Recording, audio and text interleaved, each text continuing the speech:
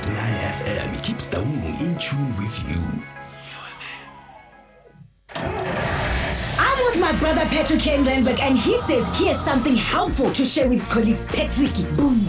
Yeah, I bank to the bank that charged me for everything, but no more. With the FNB Aspire account, I get cash at till whilst grocery shopping, and I also get SMS notifications when money comes and goes. Plus, 60 cent back per liter in e-bucks at Engine, while that other bank only gave me 20 cent Engine. All that at no extra charge. Yo! Choose FNB, Smiley. I get more value, and because I switched my credit to FNB, I also get more e-bucks. What? Zanzi, it's time to resign from the old ways of banking. If you don't know, now you know. Switch to FNB, where one simple change makes a big difference. First National Bank, a division of First Rand Bank Limited, an authorized FSP and credit provider. TCs and rules apply. You are invited to attend the 3rd annual Marikana Commemoration Lecture. August 2022 marks 10 years since the tragic events of August 2012, which resulted in the loss of 44 lives and left many injured. Join us as we honor the memories of those affected and reflect on the legacy of the Marikana tragedy and on the journey of renewal and healing.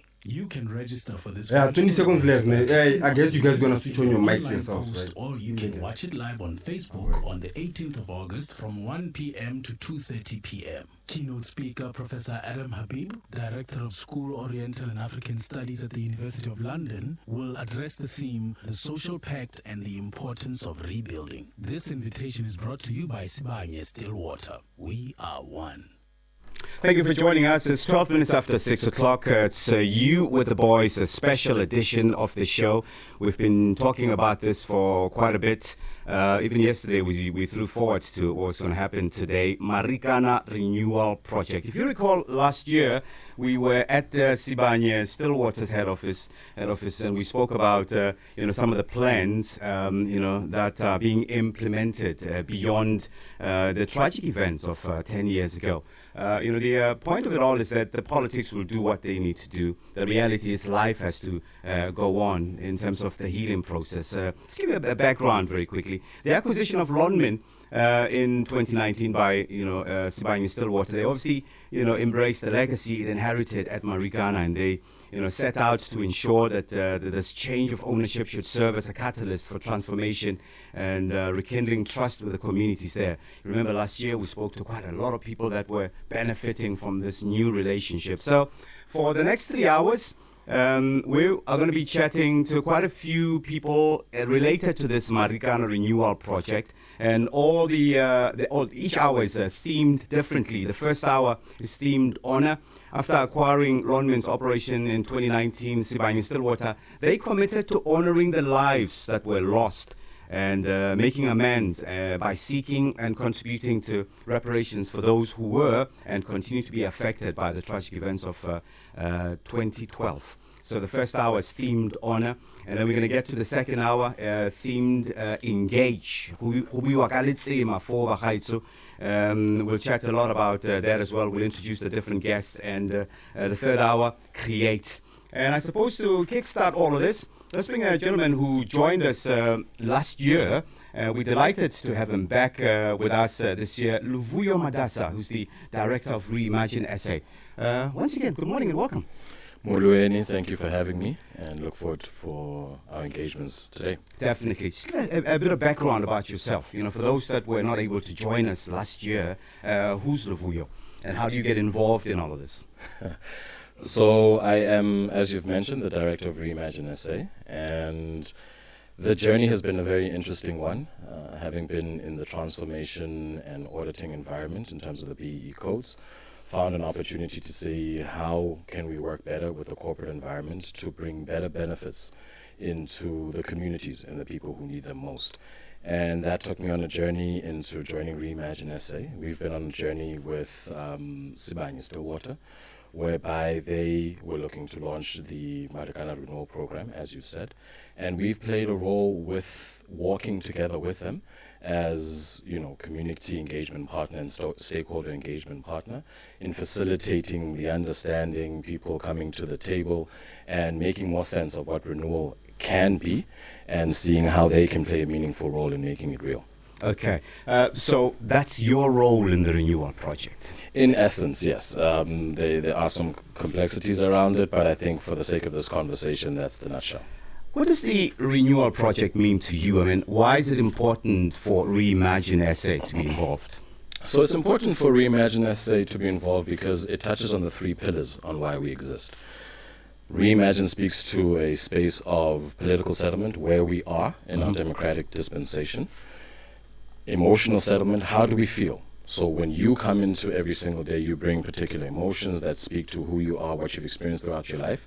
So how do we feel about where we are in our particular democratic dispensation? And then lastly, economic settlement. So how can we come together to make sustainable livelihoods about our reality? So Renewal tries to do that, right? Renewal looks at a 10-year legacy in this community, specifically in Marikana, and then saying, where have we been and how far have we traveled?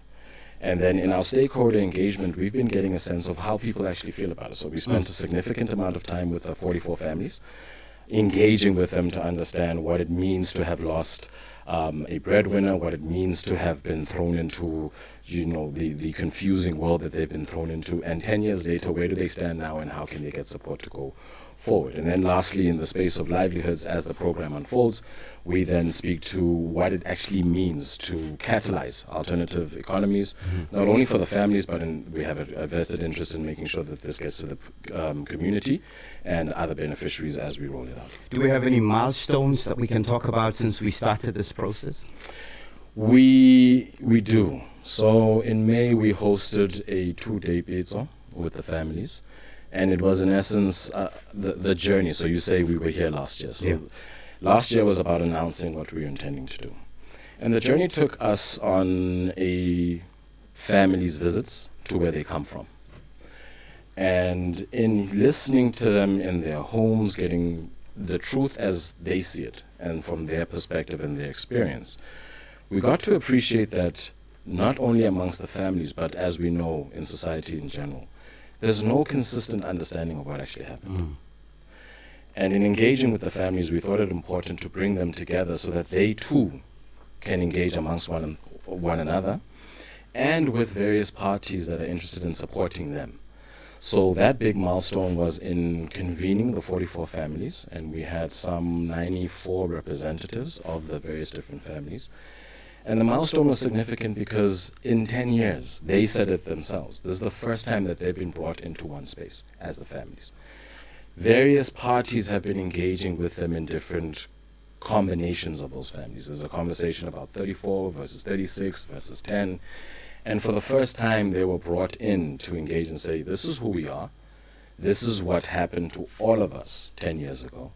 And as these 44 families, this is what we hope you can support us with. And they were able to list their 6 priorities. And we were able to get them into a space of electing a 9-member task team. So now we have a representative task team that helps us engage, and they then inform one another, and it continues to build this cohesion and understanding amongst one of them. How would you say the community has responded to this? I mean, year in, year out, and I will say it, you don't have to say it. Obviously, there will always be political players.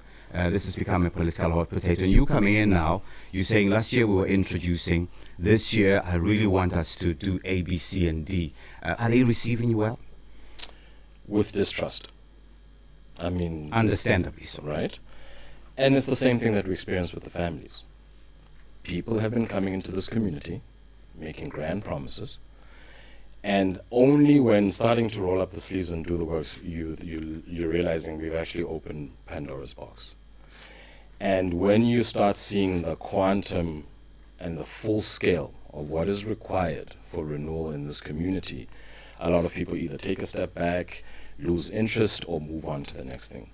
What's allowed us to stay the course so far is a Letsema process, and we look at a 6-step process that at the end speaks to investment. So right now, the journey, the role we've been playing with Sibanye is as catalyst of this program. So as you've mentioned, last year we were launching, we had contributions from Archbishop Thabo Makgoba essentially explaining what this work is as the patron. And throughout this time, we've been gradually primarily engaging with the families, as mentioned, various stakeholders through these Letsema steps. And in that, you then get an understanding and appreciation, and then start signaling the various different partners that should be part of this conversation to support as we go forward. Raoul buisana le yana o ke Levuyo Madasa ke director wa Reimagine SA re tla go buisana le yana the whole morning today re bua ka ditiragalo tsa kwa Marikana go letsema kwa bagaitso go dithulaganyo go na le perekisano mmogo e ba itlhokang magareng ga baagi ba Marikana. We're live on Facebook, by the way. Thank you for joining us. We'll come back and ask some more. I actually my next question to you will be, about, any challenges that you would have encountered along the way, and let's talk about the long-term processes. We'll come back to you after sport. It's 6:21, your latest sport on UFM. Garankuwa, you are 103.9 FM. My brother Patrick Renberg, and he says he has something helpful to share with his colleagues. Patrick, boomba. Yeah, I bank to the bank that charged me for everything, but no more. With the FNB Aspire account, I get cash at till whilst grocery shopping, and I also get SMS notifications when money comes and goes. Plus, 60 cents back per liter in e-bucks at Engine, while that other bank only gave me 20 cents in shit. All that at no extra charge. Yo, choose FNB, Smiley. I get more value, and because I switched my credit to FNB, I also get more e-bucks. What? Zanzi, it's time to resign from the old ways of banking. If you don't know, now you know. Switch to FNB, where one simple change makes a big difference. First National Bank, a division of First Rand Bank Limited, an authorized FSP and credit provider. TCs and rules apply.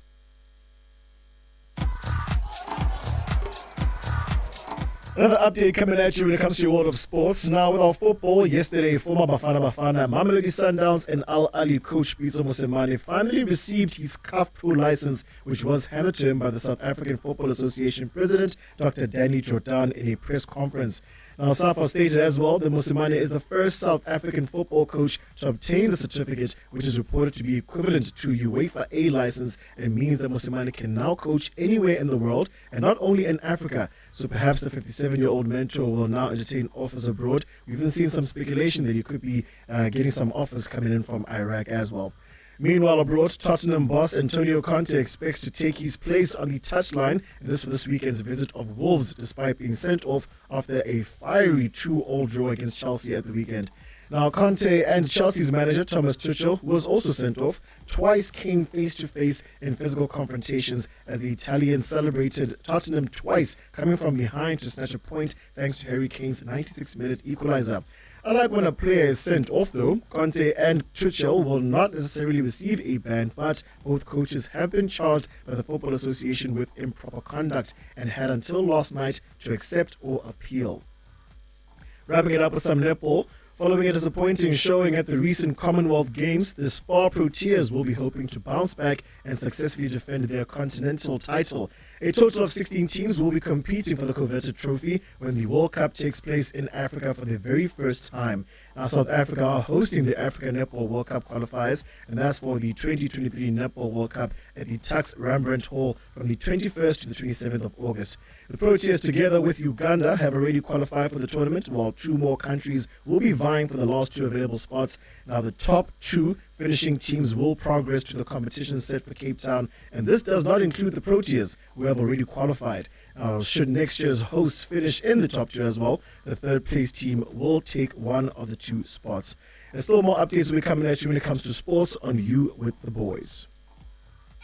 We honor the phenomenal women. We're crossing over to you. Hi, this is Sweetness Mutsipe, and my phenomenal woman is Sibabalwe Kilichana, the first queer woman to enter the Miss SA pageant. I love her because she does not conform to the status quo. Whatever she sets her mind to, she achieves impeccably. That's my kind of girl. Happy Women's Month from UFM.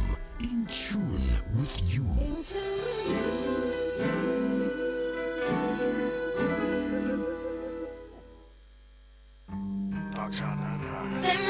Say my name. If no one is around you, say baby I love you. If you ain't running game, say my name. You acting kind Can you please repeat what is name? Calling me baby, why the sudden change? Under You The Boys. If no one is around you, say baby game. Say my name. You acting kinda shady, ain't calling me baby. Better say my name. The other day, I would call, you would say, baby, how's your day? But today, it ain't the same. Every other word is a yeah, okay. Could it be that you are at the crib with another lady?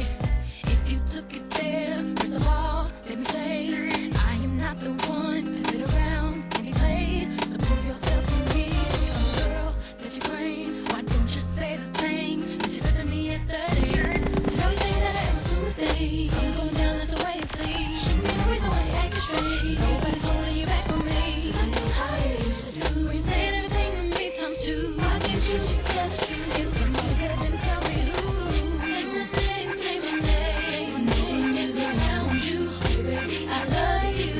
Ain't running game. Say my name, say my name. You acting kinda shady, ain't calling me baby.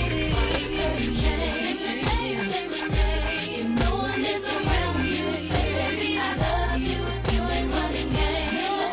Say my name. You acting kinda shady, ain't calling me baby. We got 2 minutes and 46 seconds. I'll wait. I came over with my click. I'm trying to change it now. See you gotta bounce when 2 seconds ago. Said you just got in the house. It's hard to believe that you are at home by yourself. When I just heard the voice of someone else. Just this question, why you feel you gotta lie? Getting caught up in your game. Well, you cannot say my name. I say that I have two things. I'm so down, that's the way it seems. So after this song is going to be news, and then we're going to do traffic, and then you guys are jumping right back in. Yeah.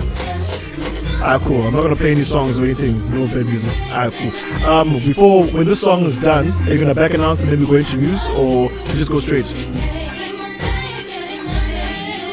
Cool. But you know, Destiny's Child, say my name. You've been not like that. Why are you being this guy? Why are you being George?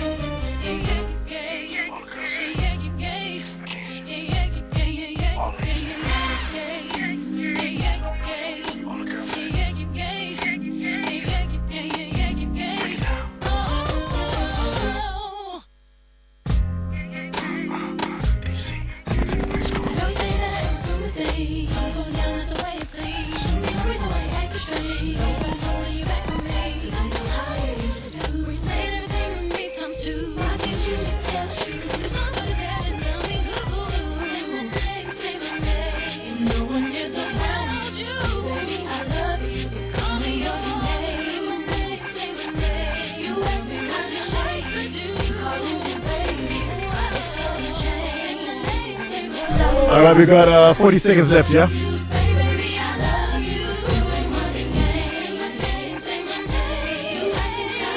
Should we go? All right, cool. The girls from Destiny's Child, Say My Name, 6:29, in tune with you. We still appreciate those traffic tips. Please send them to us via WhatsApp. And of course, we've got your sport update as well. We're going to continue with our discussion on the Marikana renewal project. Straight after traffic, your headlines now is 6:30. A culpable homicide investigation underway following the death of 5 school children in Potchefstroom, and Deputy President David Mabuza promises a swift reaction to disasters. All this and more at 7. Morning traffic report for you. Your latest traffic here in Rustenburg off the R510 and R104 intersection. The slow-moving traffic moving in towards the Rustenburg CBD. Expect delays if you're traveling on that road. And then out in Pretoria, this is happening on the N1 southbound. There's roadworks after the ramp from Flying Saucer interchange, blocking 2 left lanes. Down in Johannesburg on the N12 eastbound, there's a stationary vehicle there that's causing traffic. This is happening after the ramp from Edenville Road. 1 lane is currently not working. For UFM traffic, I am Musbingelelo Ntengetwa. That was the morning traffic report for you. I'm going to play the Women's Month jingle and then we go back in. Please use our WhatsApp number 076-260-2815. To the mother, the sister, the friend, the nurturer, the warrior, the lover, the woman in you. Happy 10 seconds. month from UFM. In tune with you.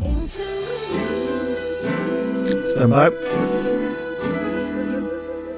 Remo puisanong leba Sibanye Stillwater ke ngwaga bobedi re buisana le bona re batla go utlwa ka their plans in terms of tsosolotso how ka lebella all the different hours on the show are being themed differently e antla ke honor and Remo puisanong le mongwa ba tsamaisi ba slams ho tin ke reimagine SA le la gagwe ke Luvuyo Madasa. We're also live on Facebook. Thanks again for staying with us, and we'll be here for a greater part of the morning. It's an important thing, this, because this whole Marikana thing, and I'll say this from my perspective, is, we run the danger of just focusing on, the political haggling, and very well, there should be that space because there are outstanding issues. But what is being done on the ground to benefit the people of Marikana, to find healing? And that's why we have, folk from, Sibanye Stillwater joining us, and Luvuyo, thanks for staying with us. Some of the challenges along the way. As you were saying before the break, here you are, you go into people, this is your second year now,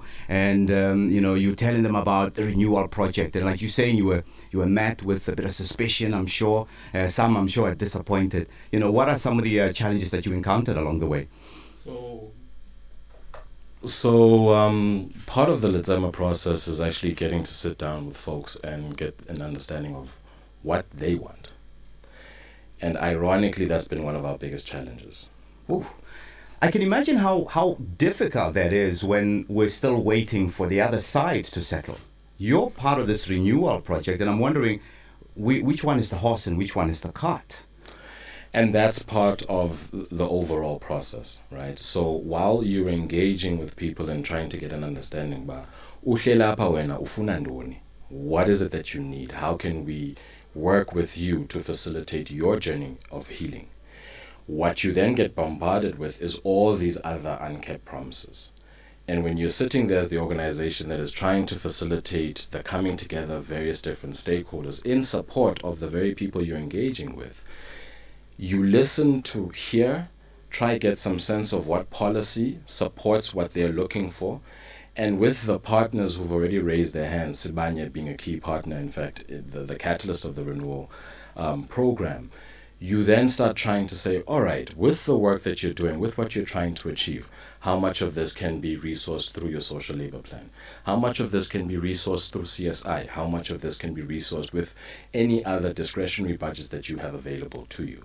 And this, as we work through the program today, will start helping people understand that it's multiple layers, it's multiple strategies that are being used to say, with this group of people, the entrepreneurs, how can we support the SMMEs and make sure that they're getting the kind of engagement that they want? With this group of people, the religious and faith-based leaders who are trying to deal with, among other things, gender-based violence in the community, how do we resource them to support their social cohesion agenda within the community? With the family specifically, with the traditional leadership, there are various different programs that are happening, and while they're currently sitting in different pockets, at least to people sitting on the outside trying to get an understanding of what's going on, there is an intention of coordinating all this effort and start saying, this is how we bring life to renewal. It's not one thing to all people. It's engaging people to understand where they're at, what they need, and then making sure that we're walking and bringing closer the partners that exist to support them in their journey towards what they're looking for. Are you at liberty to discuss with us, maybe not all, but some of the requests? I mean, I can imagine one family would say, I want my kids to be sent to school. I want you guys to pay for, bursaries for my kids to go to school. And I can imagine another family might say, well, help us establish a business. Are you at liberty to talk about some of the requests? So with the family specifically, and I'm only sharing this because it's already in some element public domain understanding, a 1608 trust has been put together to support with the educational resourcing of their children. Okay. And as you will have a participant, please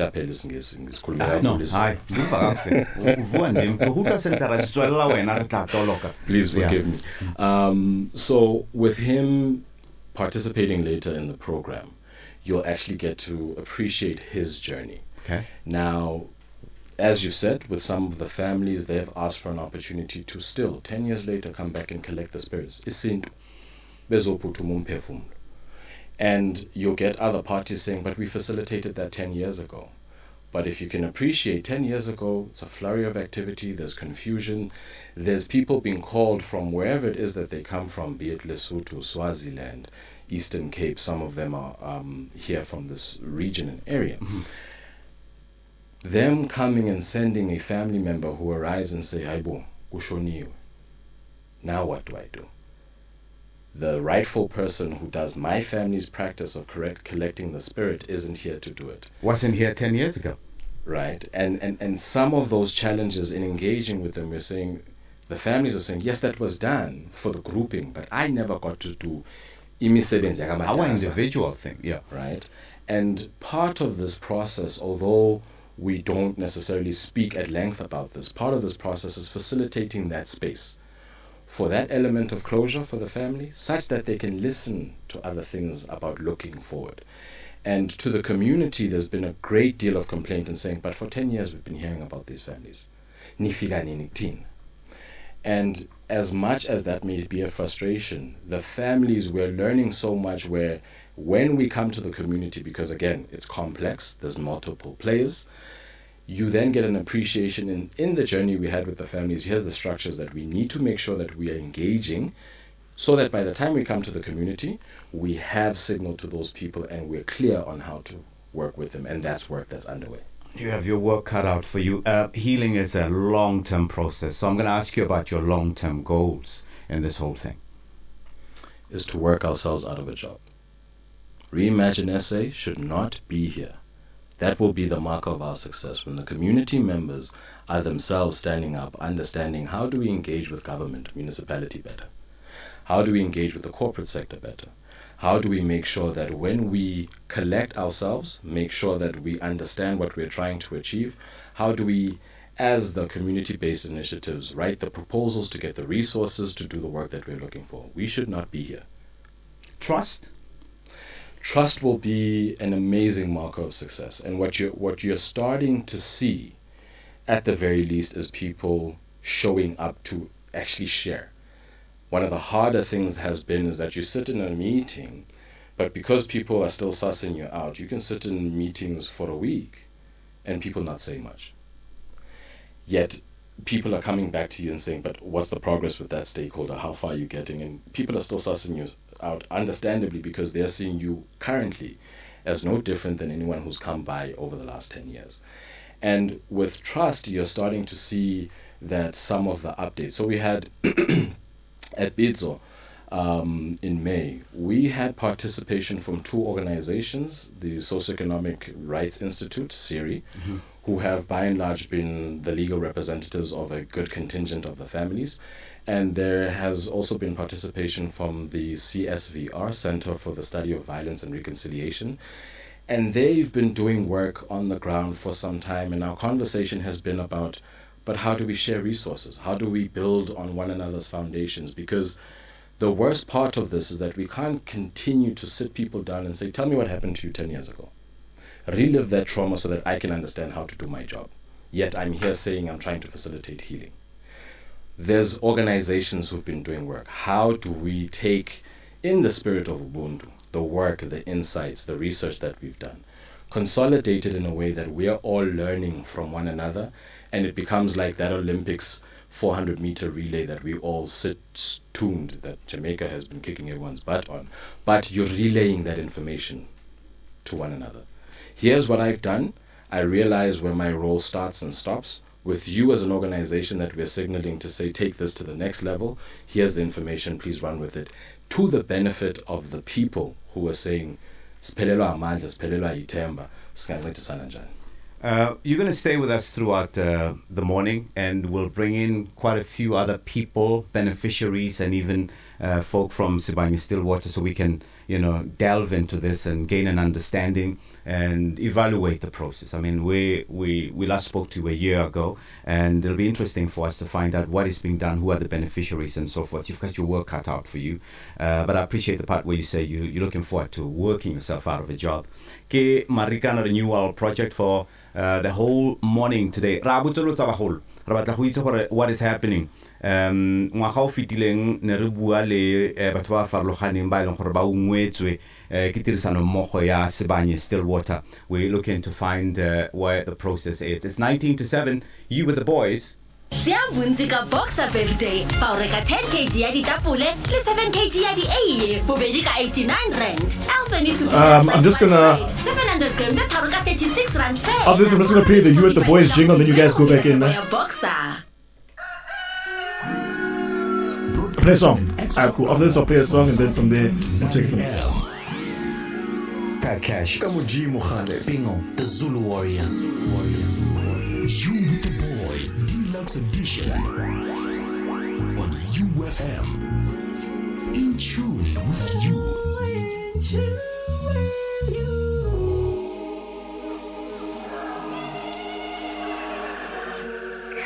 Breaking news.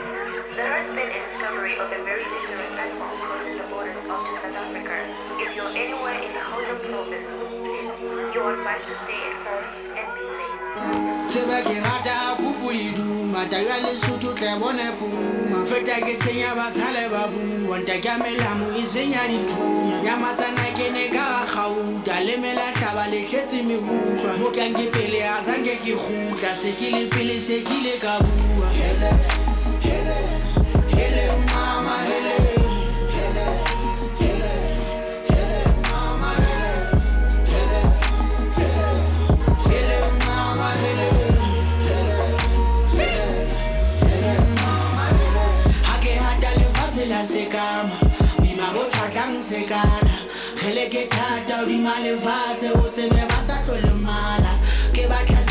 Looking for money, I got a move for Obapana.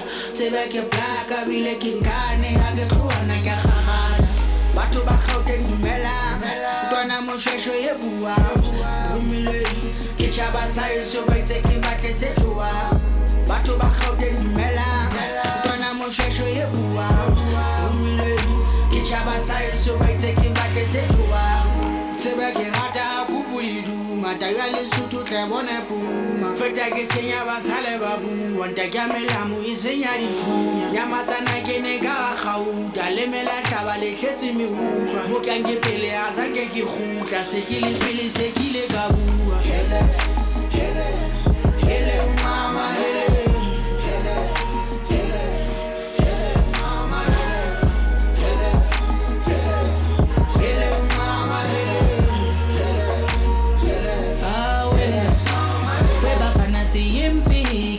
Ntambane sukulane sababu mshentshabala ibuthe ligcize ngegazi likashaya unyaphinda ngithi webafana siyimbi zokhale ekhanda kongafiki ngisoke dlala ngenkotha nolimi saseyibola abafana babili ngithi ziyokufa ngambunye dayimane lokushaya ukhala uzudube yishona bafana loshuno wembuku asengifikile ziyolala amaluni obathi kusa ngilo malanga buba nozogula thina sithema sitshala bona basibuka manje senze iminithelo sayivuna yezana kithi ziyangizwa mangikhuluma mama we bungamisile madle abaxoleli imani bafike masifika kwashukushukuma inkundla mama we losho umotule mabale ngishiya ubuze magalelelele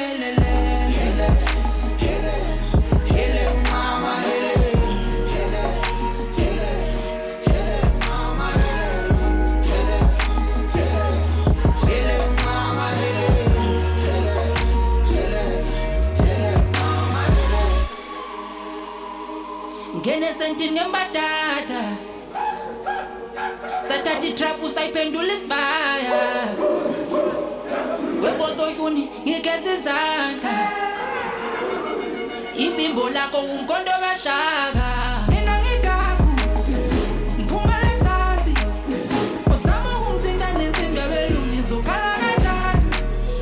We're We're looking at 1 minute and 16 seconds. There's just the news note editor one. Cool.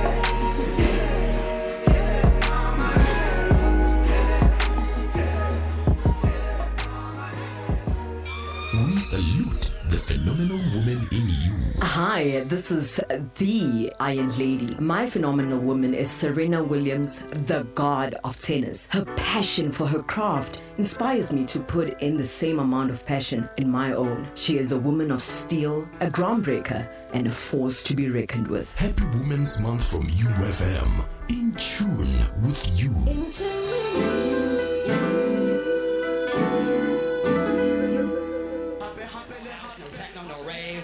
And Puff the Magic Dragon or H&R Pop and stuff or Chemical Brothers or Chemical Sisters or Cock or Shock or Rock. How can be? No.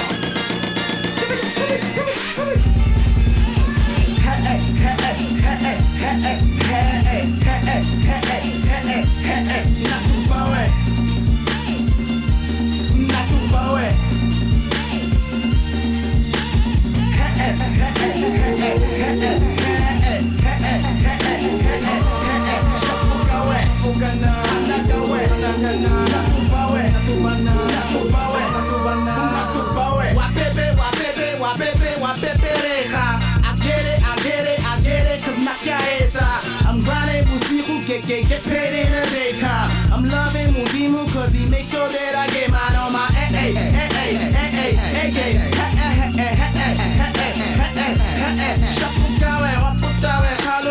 while you finding, while I'm smiling, while you minding, while you filing, eat the bigger fish I'm frying. Yeah, I said it, looking at me like a drug test it. I wouldn't test me if I was you, I'm in it. Been talking about 10 minutes to a minute. Down the limit, dumb, never see me come, never see me run. I rock P, DJ, be done.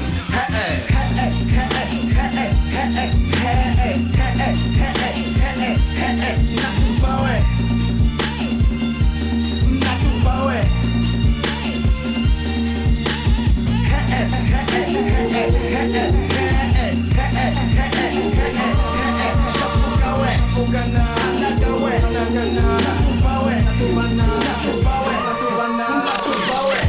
My legendary 3-piece suit, looking moving. One hand in my pocket, the other moving unit. No time for the red back, for the chit chat, wanna keep it moving. 10 years for the best time to make them out of something, let's all suit it.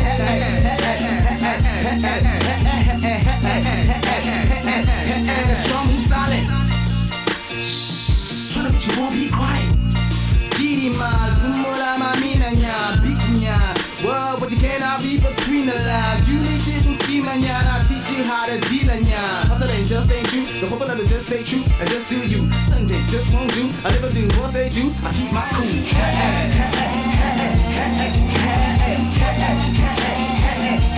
Not too far away. Not too far away.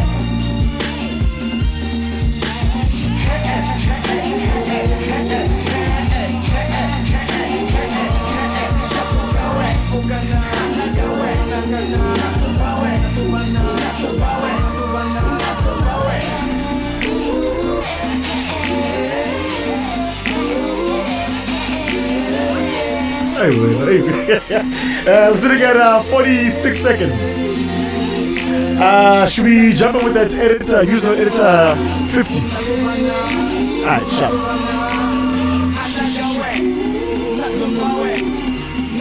Alright, 5 seconds. Stand by. 10 to 7, music sounds better with you. It's Kulichana, one of his biggest hits, yeah, Mnatuba Wena, on a Friday. Gompieno ba go re buisana thata ka kganya Marikana renewal project. Ngwaga le ngwaga gwanne go tsa ba le ba dipolitiki ba tsena mo seraleng ba bua, and rightfully so, you know, tse leng gore ga ba itumela tsona, but you will remember ngwaga o fitileng the first year ne re bua ka this renewal project in e simolla.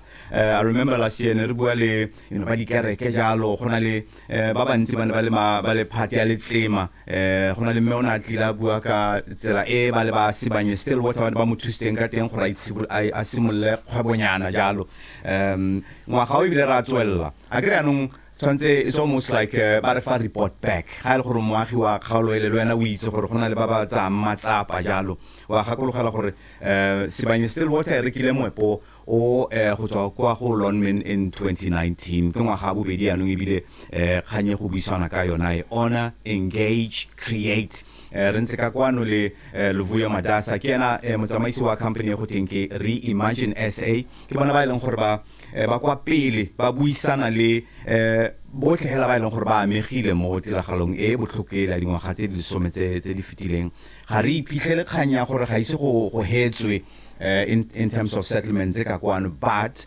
gona le tiro e leng gore e a direga. Welcome back once again, Luvuyo.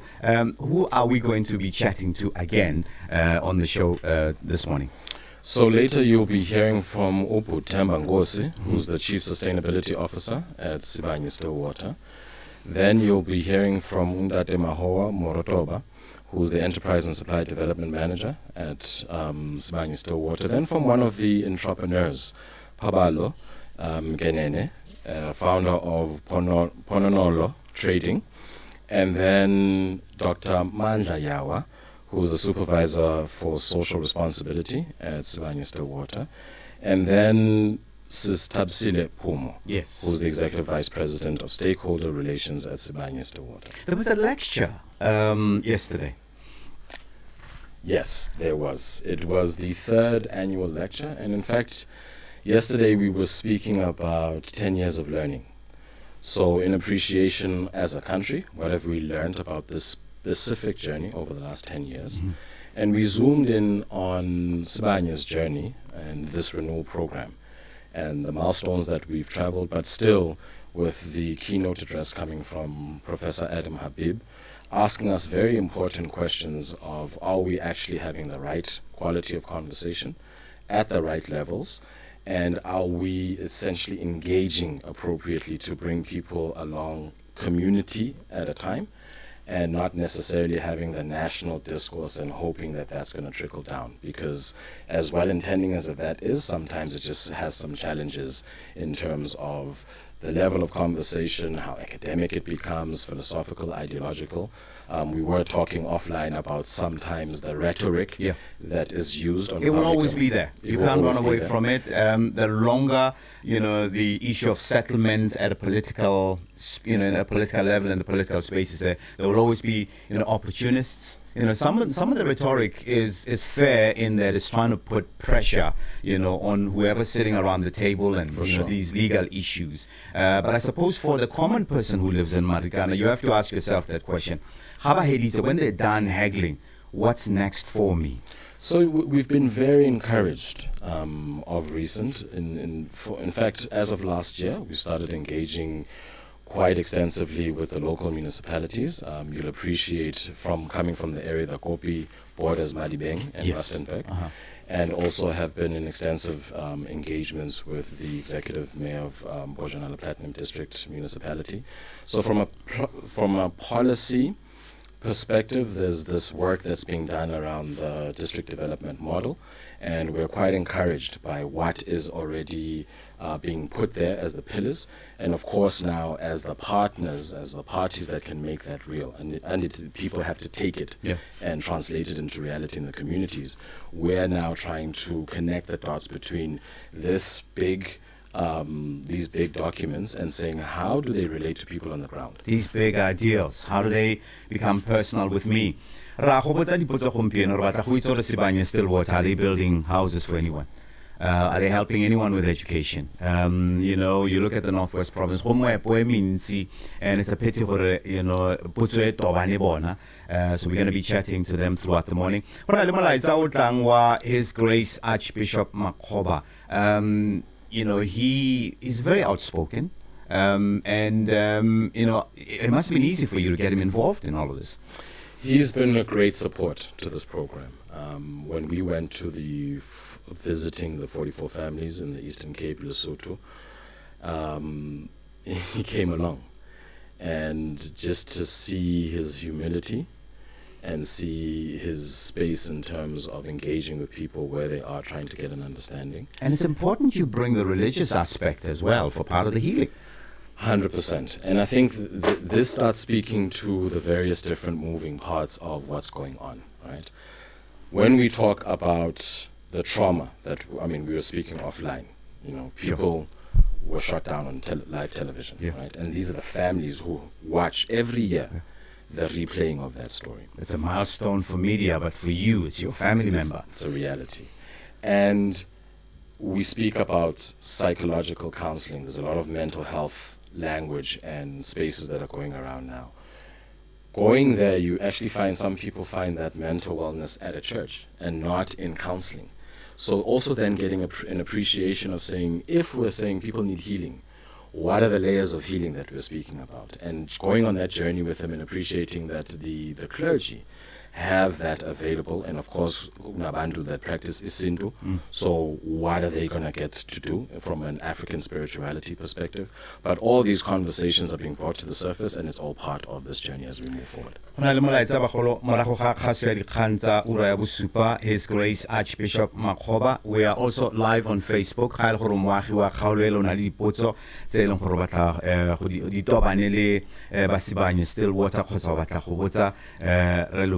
You're welcome to also send through those, and it's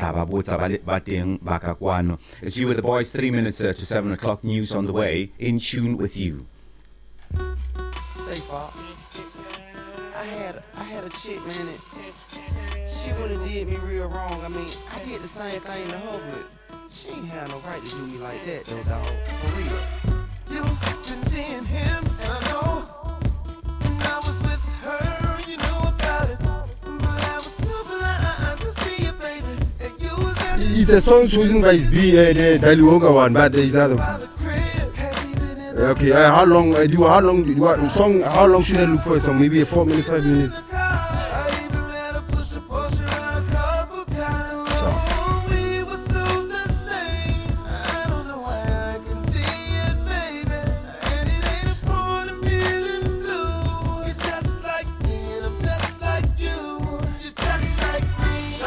Yeah, the song Katrina 3 minutes, 4 seconds.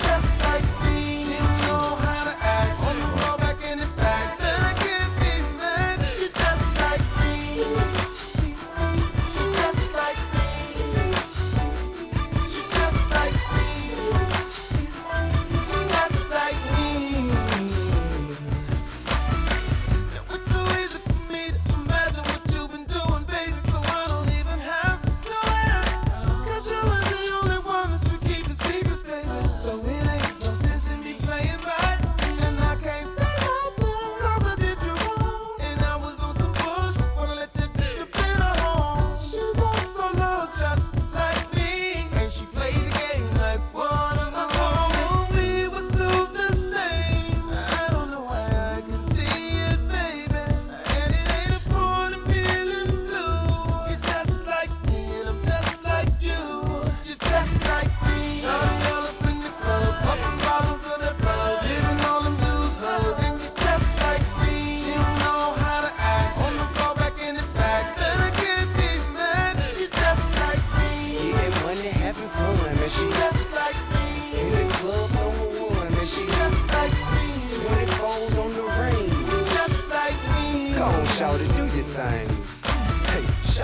you fooling you. Know I'm way too cool for you to run that game on me, play me, try to do me like I be doing you. Say you heard I was screwing her, just like I hear he doing you. Why you worried about me doing me? I see you doing you.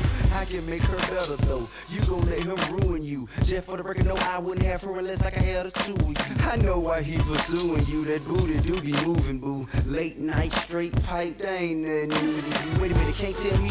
Wanna tell me something, then tell me it. If I would've never would've hit that shit, would you even ever know dude existed? Now, got me twisted. Your ass goodbye, I kissed it. Now you all on his hip. Shout it, look at this. 97.0 FM keeps Flagstop in tune with you. News on UFM. In the temperatures, Rustenburg 8 to 19, Mahikeng 3 to 17, Potchefstroom 3 to 15, and Pretoria 8 to 17. In the top stories, a culpable homicide investigation underway following the death of 5 school children in Potchefstroom. And Deputy President David Mabuza promises swift reaction to disasters. For UFM News at 7, I am Dimakato Khengwe. Good morning. Deputy President David Mabuza says government is improving early warning systems to minimize the impact of natural disasters. This follows the death of more than 450 people during heavy flooding in KwaZulu-Natal. Mabuza was taking questions in the National Council of Provinces. We have undertaken to improve our disaster response mechanism. Our capability in responding to disaster was not up to the required level. We have identified that and we are taking it upon ourselves to improve it because disasters will always happen in future, and probably we are improving our early warning systems so that we can prepare well before a disaster occurs. Health Minister Dr. Joe Phatla and his deputy Dr. Sibongiseni Roma are expected to update the nation on the government's response to monkeypox following the discovery of a 4th case in the Western Cape. Meanwhile, the continent of Africa has more than 200 infections, with 5 countries, including Nigeria, recording the highest number. Acting Director for the Center for Disease Control in Africa, Dr. Ahmed Ogwell. 285 new cases have been reported on the continent of Africa, and 1 new death has also been reported during this time. Of the new cases, 31 are confirmed and 254 are suspected. This is a 62% decrease in the number of new confirmed cases that have been reported over the last week when we compare with the week before. 90% of the new cases that we have seen are being reported in Ghana and Nigeria. 5 of our member states are currently reporting new cases on the continent. Police in the northwest have opened a culpable homicide case after 5 children were killed when a truck crashed through Fairhoek Primary School fence outside Potchefstroom, leaving 4 others injured. The victims all are believed to be aged between 7 and 11 years old. Provincial Police spokesperson Captain Afie Botma. We can confirm that a culpable homicide is being investigated after this driver, one of his front wheels of his truck allegedly burst, and he collided then through the fence into the school where some children were injured, some died. And finally, Action SA says it will remain as part of the coalition parties at the city of Tshwane, even after calling on the city mayor Randall Williams to account for an unsolicited tender bid with a price tag of 26 billion rands. The party has raised concerns about the contract proposal which was received from an Australian energy supplier with the aim to refurbish 2 power stations in the capital. Motlhaping Modise spoke to Gauteng Action SA provincial chairperson Bongani Baloyi and compiled this report. Baloyi says despite their disagreements around this matter, the coalition in Tshwane is still in good shape. The problem in Tshwane is not the coalition. The problem is the mayor who's leading the coalition, that he wanted to, in fact, he violated the coalition agreement and brought this problematic item that he has brought to us, which we have rejected. And there's difficult questions around procurement that he must respond to. The parties yet to decide if the mayor must remain or be replaced after violating their coalition agreement. That will be established over the next few days. There's a number of back-to-back meetings, including our higher structures, that will define a position and be able to take a position on behalf of our party. Baloyi says they don't want to be caught in the middle of Williams' corruption scandals. Motlhaping Modise, News Note, Rustenburg.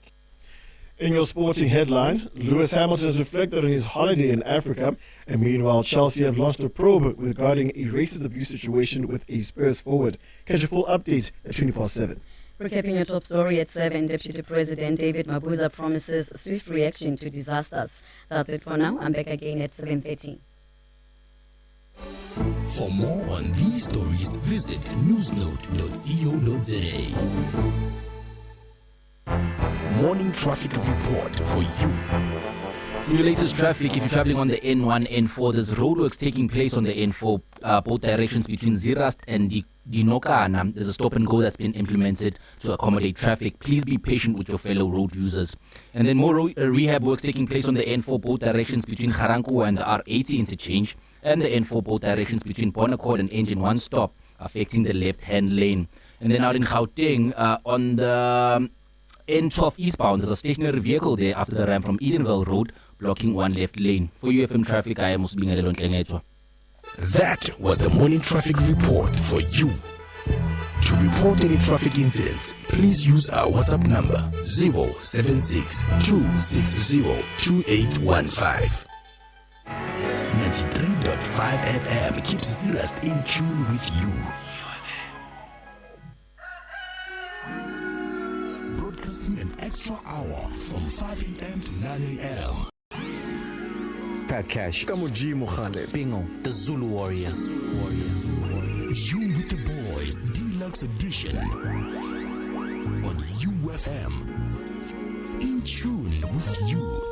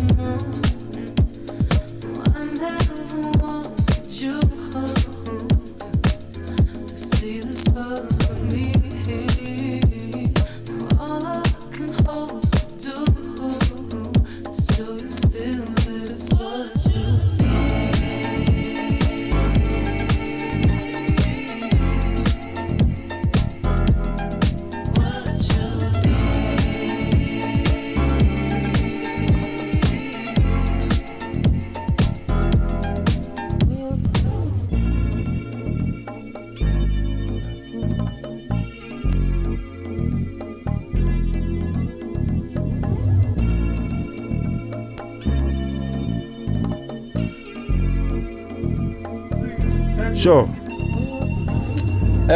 Look, after this song, I think I'm gonna play maybe a small jingle so I can play advert and then come to you. Or what do you think? Sure. Okay, but I have to go to edge right now.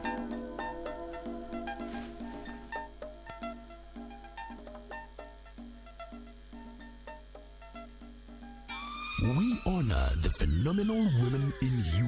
Hi everyone, this is your absolute fave, aka Gabo Moth, producer of You with the Boys. So my phenomenal woman, it has to be the one and only bad girl Riri. That's right, Rihanna. Not because we have the same birthday, but because throughout the decade, despite plenty of obstacles standing in her way, she has been the forefront of the entertainment industry. She is one woman who has earned incredible success while breaking barriers. I see you, I feel you, I am you.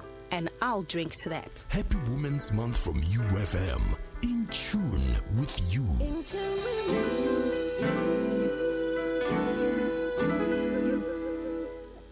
Everyone in Mzansi has Muleza Bishi is on standby. Thanks to Vodacom. Now, Baby Zinhle can sing Baby Fish Titi as she watches videos on YouTube, and your wife can scream Go!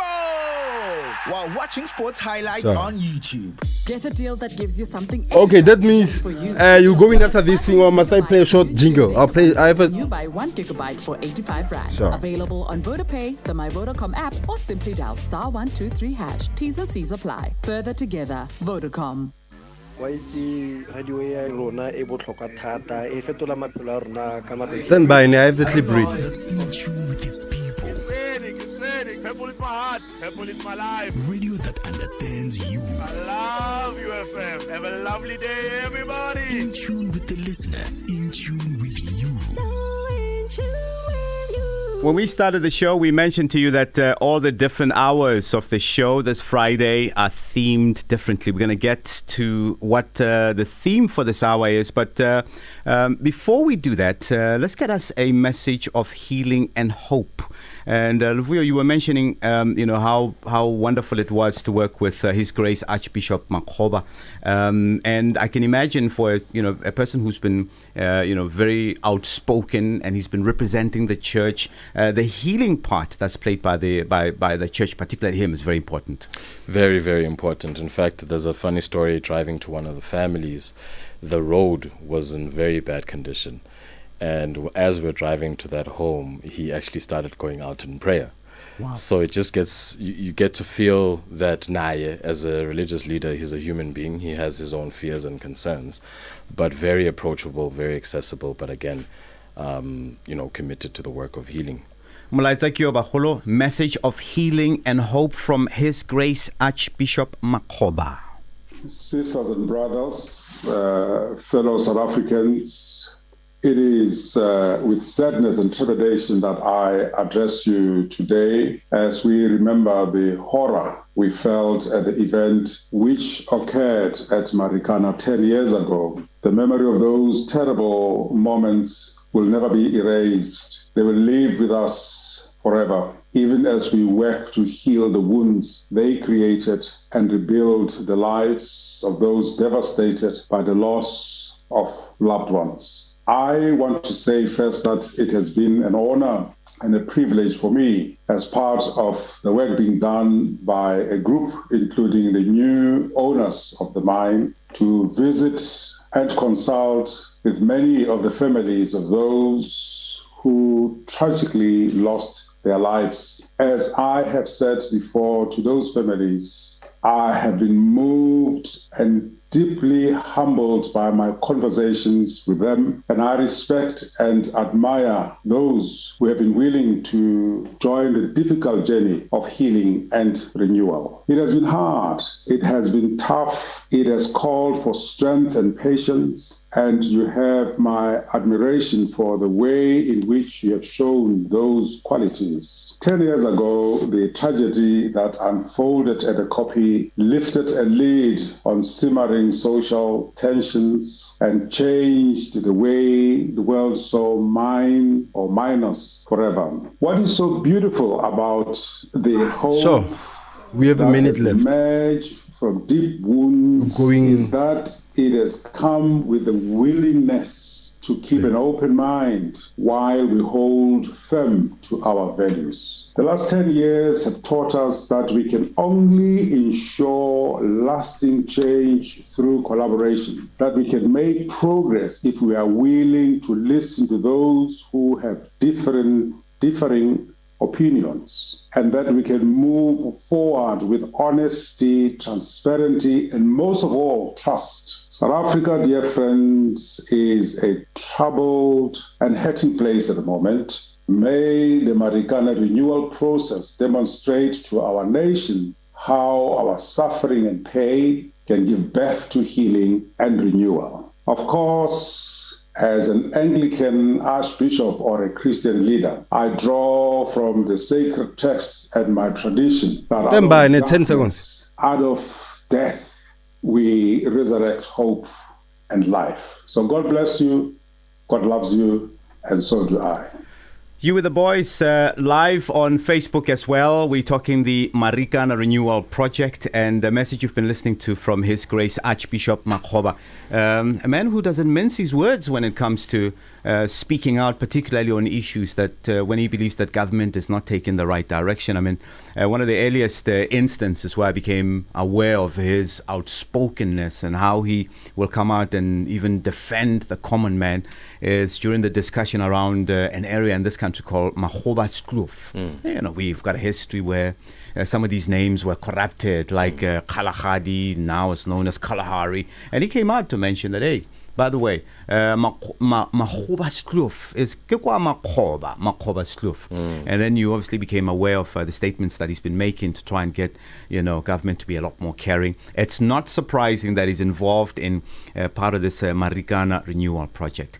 Some of the questions we're going to ask today: is Sibanye-Stillwater honoring those who tragically lost their lives? The answer there, I'm sure, will be yes, but we're going to ask how.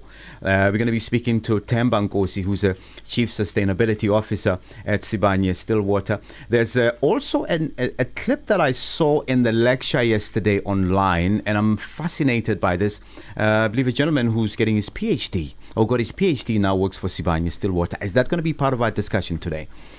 Well, he'll be on the show later. He's coming on the show himself. Yes. Okay. So he'll be on the show later, okay. And we'll see how much of that journey he's happy to share on your air. And this hour, we theme it Engage. Talk to us a little bit about that before we get to sport. So Engage has been the journey so far. So we mentioned the families, 44. 38 are from South Africa, 6 from outside of South Africa, 31 are from the Eastern Cape. So it gives you an appreciation of the journey that we've been on in order to visit them, those who would allow, at their homes. Are you saying some don't allow? Remember, we had to go through that trust barrier first, yes. Right? So uyothini ekhaya ndingekho. Yintoni lezayithetha nabazali? So ndisalinde kweli cala. So it's been that journey of respectfully trying to push those boundaries, but when we get to the homes, then you get an appreciation of, you know, this thing was not done, we've not known. So there's a family who's been sitting, when I mentioned the African practice of fetching a spirit of a lost and loved one and doing it in a way that it facilitates that journey of closure and healing for the family. One of the families had said, you know, we never got an opportunity to do that, and we've never known how to broach this subject. And it's great that you guys are here, because now you can take this message back to Sibanye and see how best we can get this done. And since then, we've had a program earlier this year where, in engaging with the various different stakeholders locally, saying that, you know, the families are looking for an opportunity to come by and do their rituals. And we have also engaged with the local tribal authority, Babo Mokhale, and in essence getting the approval to say that this will be happening. Please appreciate that this is just some of the families. While work was done in the past, they didn't get an opportunity of doing the family-specific ritual, and they're now taking that opportunity to do so. I know that you're doing this, you know, as an organization, and you're working closer with Sibanye-Stillwater. I think that's not in dispute. You're not charged by anyone. This responsibility comes from Sibanye and, of course, your organization. Just out of curiosity, though, do political parties ever really bother to find out, you know, to call you and maybe to offer some form of assistance? I mean, I know on stages we all have something to say. Have you ever received a courtesy call? I mean, you may not want to mention the name of the political party, to say, hey, listen, while we're fighting on the other side, we see what Sibanye-Stillwater is doing. We see what your organization is doing in trying to keep the dialogue going. Or the silence at the moment as part of the bargaining silence? Tricky question. The simple answer is no, but I'd rather condition it to say not yet. Not yet. So we've deliberately tried to work under the radar to stay out of politicizing this issue, because it's unfortunately been the experience over the past decade. What we've been trying to do is create the kind of proof points that then say, if we approach it that way, this is how much ground we could potentially cover. Can you support? Can you help us scale? Can you help us do more of that? Here's an idea that we have. Here's an example of a program that Sibanye has initiated. Do you like it? Do you not? How can you scale it? And this is a conversation we look to have with beneficiaries. And then, of course, then saying, here's where the responsibility starts and stops. And that's a very challenging conversation, because as various stakeholders in society, we can't do everything. We can't be everything to everyone. And part of this has been through examples, getting people to understand, no, man, this organization should only be participating from here to here, so I can't ask all these other things. But yes, they could potentially be a messenger to another party. Go botlhokwa bagolo gore re botse dipotso tse di jana tse di maleba. Reimagine SA ba dirisana le Sibanye Stillwater. Ga gona letsogo la dipolotiki anywhere. Ke tiro ba dirang go tsosolosa gore go ne le the healing process. That's why the second hour really focuses on engagement. Boletse majalo go na le di bui tse di farologaneng tse le gore tla buisana le tsona. In about 20 minutes from now ra go buisana le Themba Nkosi, who's the Chief Sustainability Officer at Sibanye Stillwater. At 7:21, let's get you the latest sport in the meantime. Good morning. Current affairs.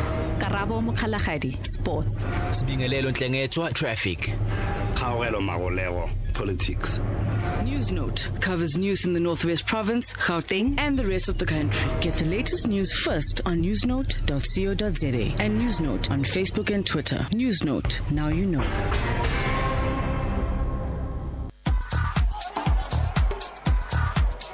As we get right into it, man. So last night was another action-packed round of varsity football as 11 goals were scored across 4 matches. Now, the University of Pretoria, they won a heated Tswana derby with the last kick of the game, collecting their 3rd successive win and handing the Tswana University of Technology the first defeat of the 2022 varsity football tournament. Meanwhile, defending champions, the University of Johannesburg, they beat the Northwest University, who lost their lead on the log. Now, from the Tswana Derby, which ended in a 2-1 result, the 3-point saw Tuks climb above TUT on 9 points, while the visitors remain on 8th. And with the dethroned Northwest University, the victory saw UJ climb to 10 points on the log, 1 point above the Noble Men. When we take it abroad with Chelsea, apparently they're investigating a situation after racist abuse was allegedly directed against Tottenham forward Song Heung-min at the Stamford Bridge, threatening the strongest action. The South Korean international is alleged to have been abused by a member of the crowd during Sunday's ill-tempered game, which ended in a 2-2 result, and Chelsea have previously handed out life bans to supporters found guilty of similar behavior. Now, the back of every seat at Stamford Bridge now has instructions on how to report incidents of abuse as part of the club's drive to stamp it out, and they are currently investigating the incident, and if identified, this individual will face the strongest action from the club. Taking it to Formula One, Lewis Hamilton is currently reflecting on his time spent in Africa and stating that the past 2 weeks have been some of the best days of his entire life. He shared this on social media. Now, the Formula One driver who previously shared photos from his visit to Kenya, as well as his time in Rwanda, Namibia, and Tanzania, he wrote alongside a carousel of photos that he's not the same man that he was before the trip. All the beauty, love, and peacefulness he experienced has him feeling fully transformed.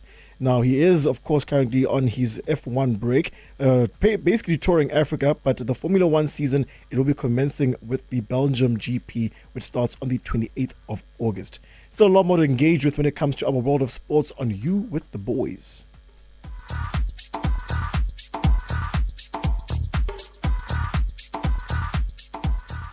Here's to the rebirth of radio. Radio that's in tune with its people, in tune with its listener, in tune with you. That's what radio is all about. You are radio and radio is you. So you deserve radio that reflects you and your world, your life. lifestyle, your aspiration, and your ever-changing music taste. Radio that keeps its fingers on the pulse. Radio that delivers up-to-date news and well-researched content. A listener-led radio station. Radio that doesn't speak at people, but radio that listens and engages its listeners. The rebirth is here.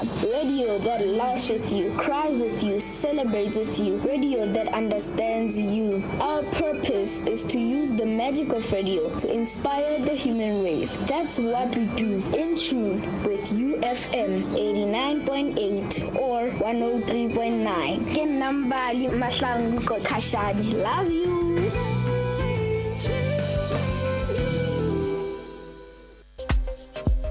5 a.m. to 9 a.m. You with the boys, deluxe edition on UFM. In tune with you.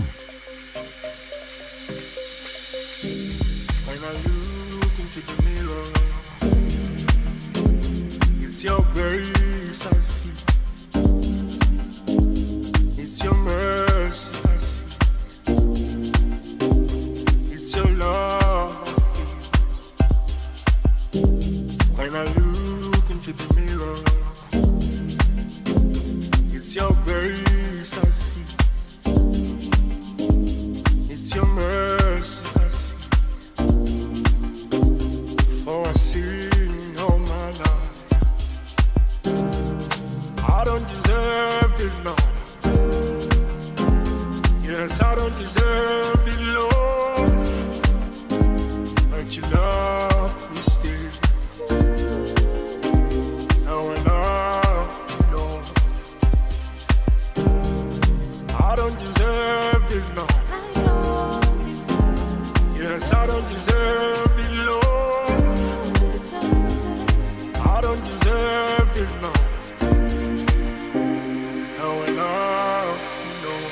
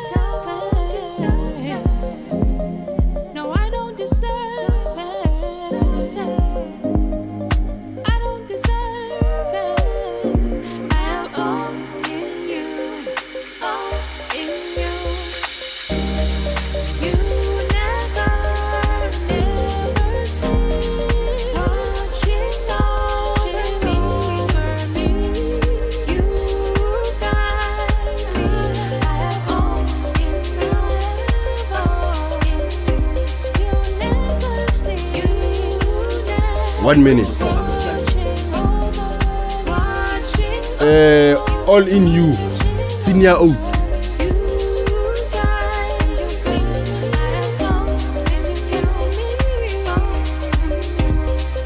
Okay, after Traffic Babu, are you playing a song or you gonna chat with the guys? Alright.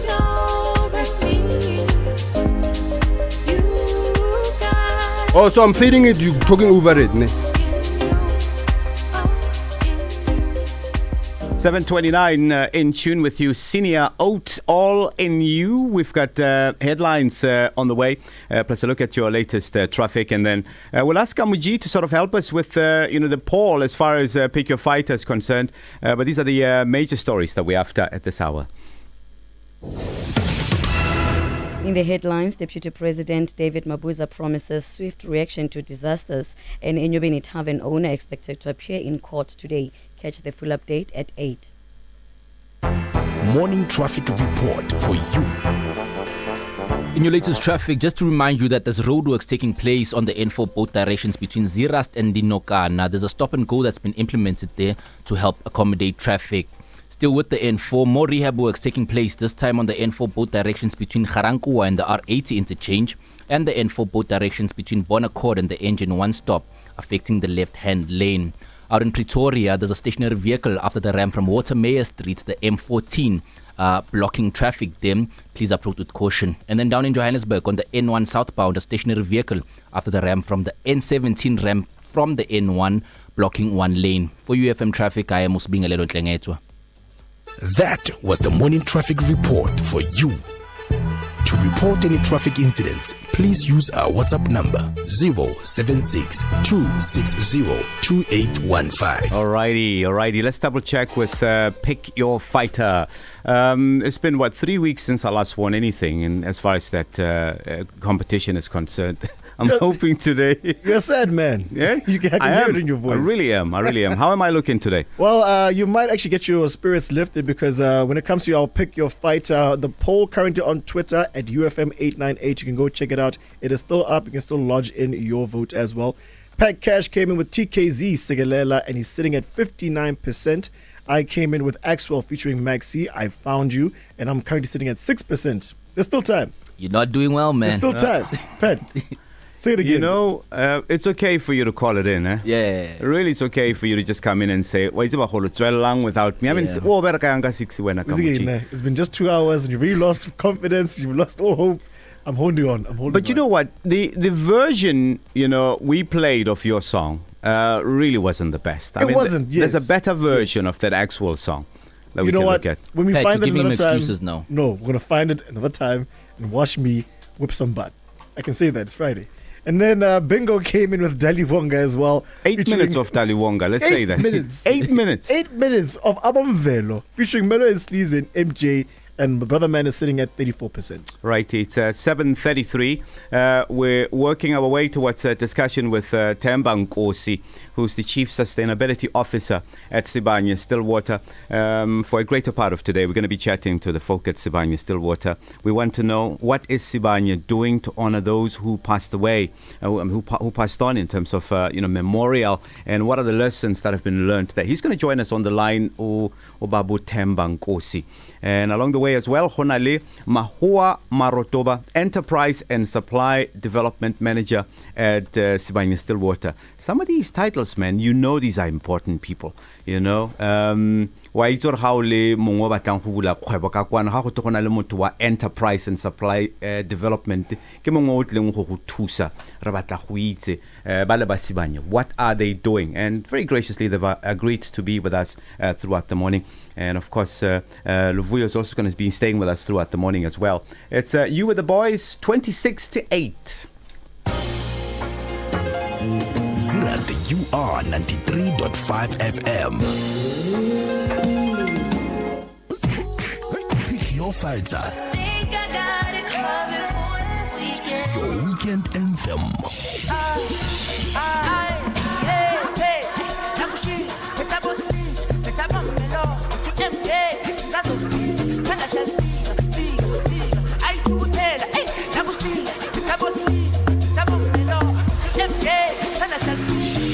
Sigalele kuma concert, so street bash kumnandi kasesh Cause sigalela Tina namachem I found you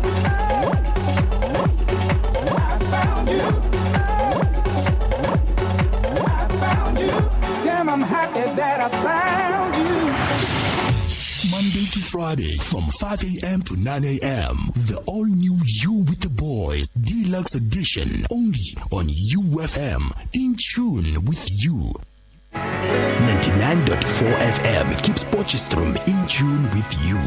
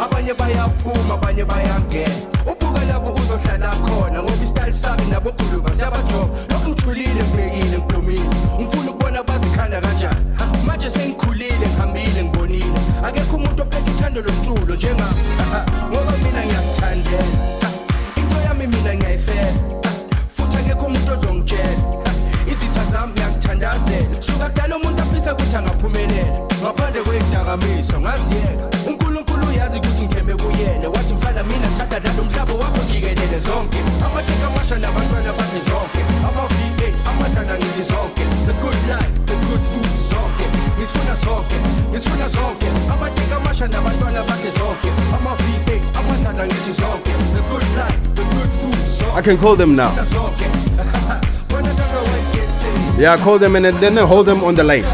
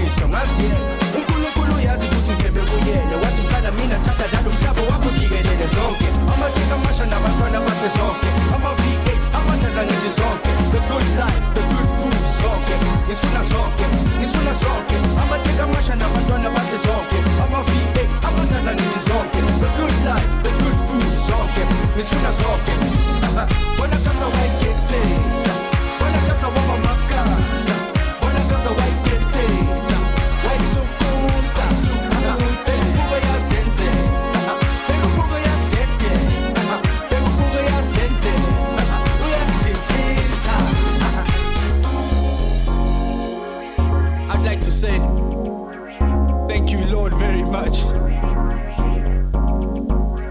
for giving us such a nice track. Yes, yes, y'all.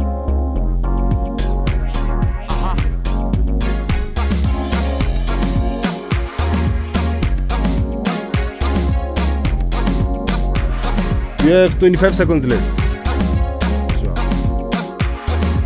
Boga Two Shoes, and you should check him out on the latest song with Stilo Makolite. He's back. It's a bit difficult to sort of balance Boga on the pulpit and Boga Itzokota. You know, it's one of those. I think it's something that we have to live through.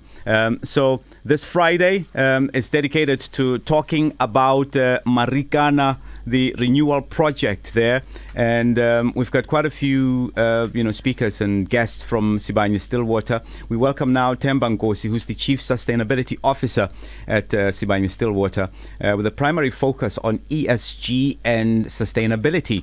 And he has more than 22 years experience across various industries in human resources, corporate affairs, communication, and stakeholder management. We have brought him on. Part of the discussion that we've been having is to try and understand what is Sibanye doing to honor those who passed on in terms of memorial and the lessons that have been learned. Themba Nkosi, good morning, sir. Welcome to UFM. Are you well this morning? Good morning, and good morning to your listeners. It's a very beautiful morning. Yes.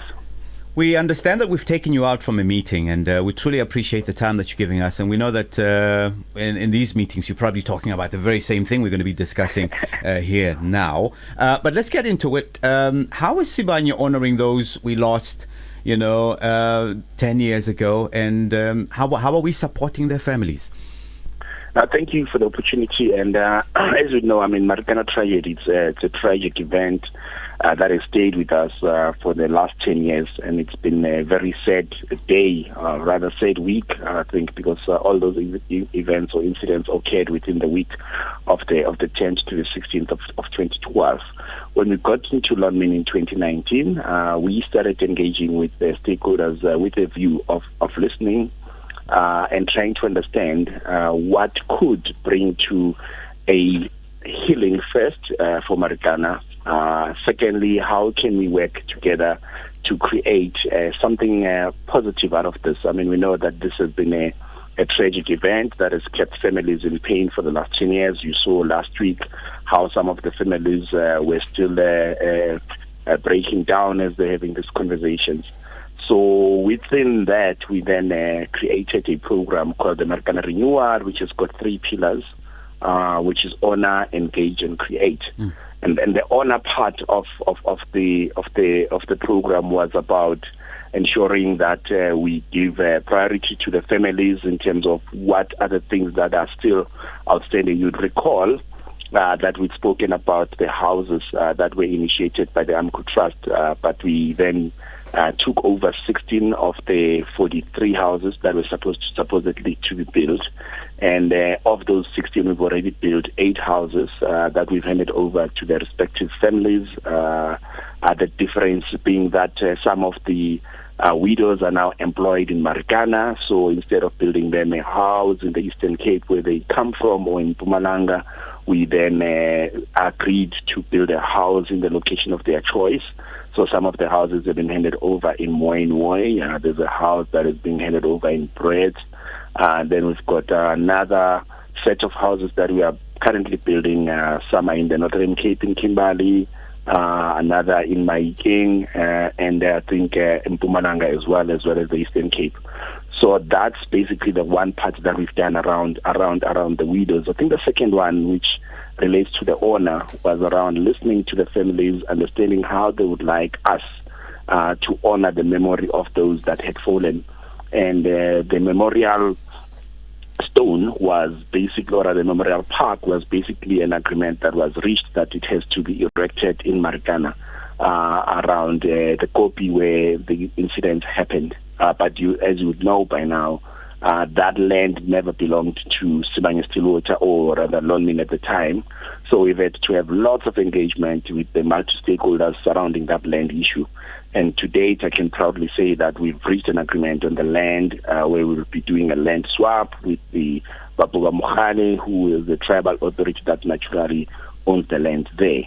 And to that effect, we've now created a 9-member task team that is led by the families who are going to work together to plan and create that memorial park. So we are hoping that by this time next year, we'll be having a different look around the Kopi, where there'll be a decent memorialization of the lives of our employees and the family members would have actually come together with the program. I mean, we're thinking something similar to a Hector Peterson Square for those that have been to Orlando in Soweto to see where Hector Peterson fell.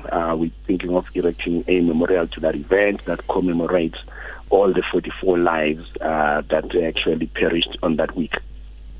And when you just to take you back a little bit, when you were talking about building of houses, I understand that some of the families are from Lesotho. Did you go that far? Was it a trade-off as well? Would you like us to? Let me not say a trade-off. Was there an option? Do we give you employment or we build you a house? No, it wasn't an option. I think to date, all 44 families have a member of the family working. I think 23 are the widows directly, and 21 are other families and family members that would have been nominated by the family. So to date, 44 members of those deceased have had a replacement of the deceased. So this is enabling them to at least earn an income. We didn't stop there. I mean, you know that we've got a 1608 trust which has had a role to educate the dependents of the deceased. To date, I mean, the trust has about 139 beneficiaries, ranging from age 9 to 41. I mean, some of them have finished school and they're doing some vocational training. Some of them are actually at primary school. I think we have 28 kids at primary school, 46 at secondary school, and these are kids that we've taken to private school to ensure that they actually end up with a choice. When they finish studying, we break that cycle where whenever somebody passes at the mine, then the replacement is nominated from the family. So if these kids end up working at the mine, it's going to be by choice and not because they are obligated, because they've got no better education. We have 25 that are currently studying at tertiary institutions. 14 have already graduated at different levels, and of those graduates, we've got 3 that have gone further to postgraduates. I mean, you would know our pride being Dr. Mandla Yawa, who was the beneficiary of the program as well. He finished his PhD in agricultural studies, and he's actually employed at Marikana, or rather at Sibanye, doing some programs at Marikana which are to do with alternative economies and broad-based livelihoods, which is agricultural initiatives. We are also going to talk about that later in terms of what are the other initiatives that we're doing around the area that are economic activities to benefit the local people of Marikana. So of the 3 postgraduates, we have Dr. Mandlayawa. We've got his sister who's graduated with a master's in geology, and we've got one other who's obtained an honors education.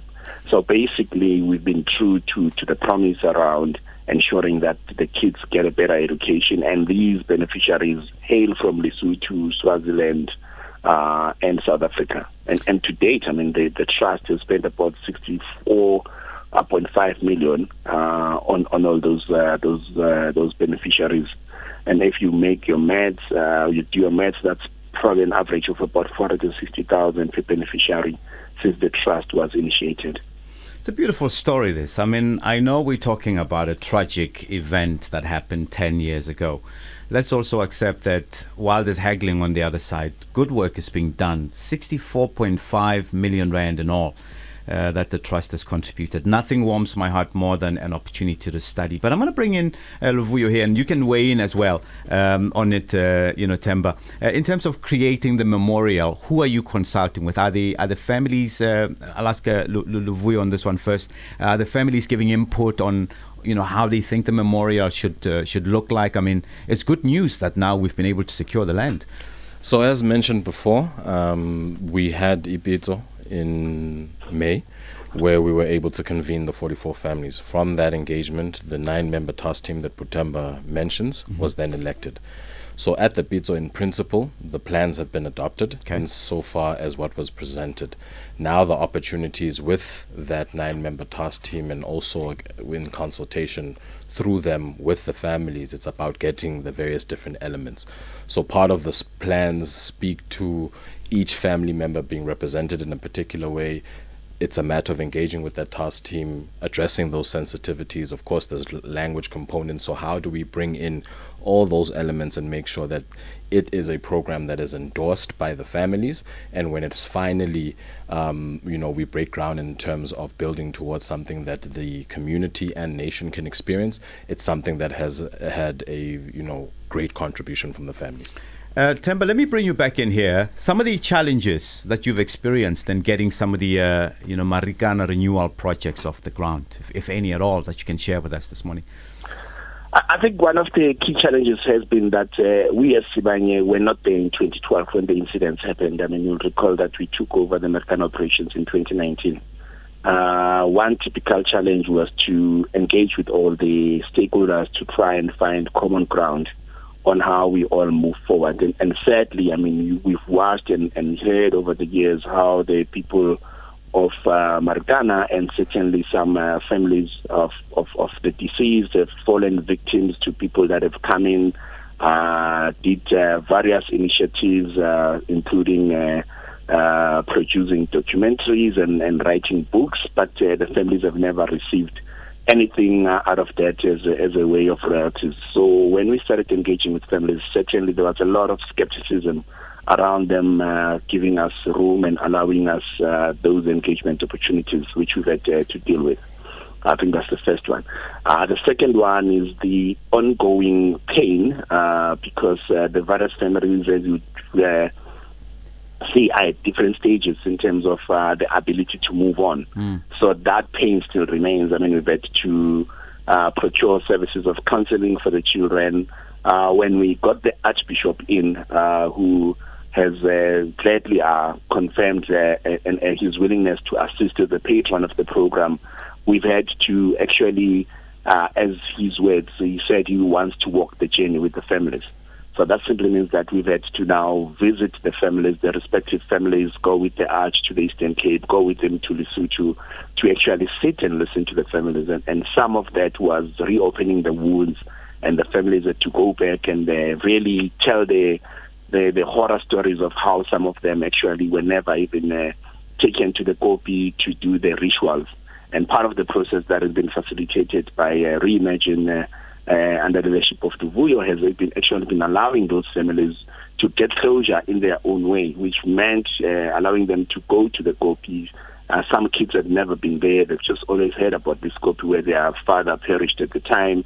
To just go there and confront that pain and anger and do the family rituals, which will then bring them closure in their own way in the family. So for me, that's been some of the challenges. But I think above all, it's about how do we, as we open a new chapter of Marikana, agree as society, agree as leaders of the industry, agree as leaders at Sibanye-Stillwater that never and never again shall such an ordeal happen under our watch. I think the Marikana massacre or tragedy or the events surrounding Marikana, we all know that has been about an employee relations situation that has gone wrong. But it had gone wrong because there was also a social fiber around the mines that was probably a waiting time bomb in terms of how unemployment is still rife there, how living conditions are still bad. But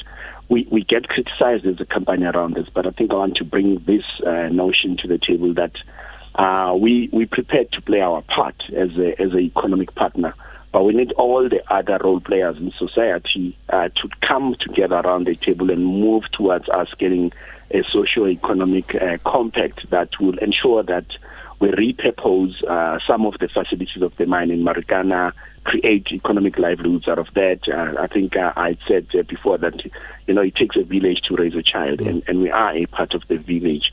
And we need to ensure that our ethos of creating superior shared value for all our stakeholders comes through. But will not come through if we not all are having that common purpose of creating shared value.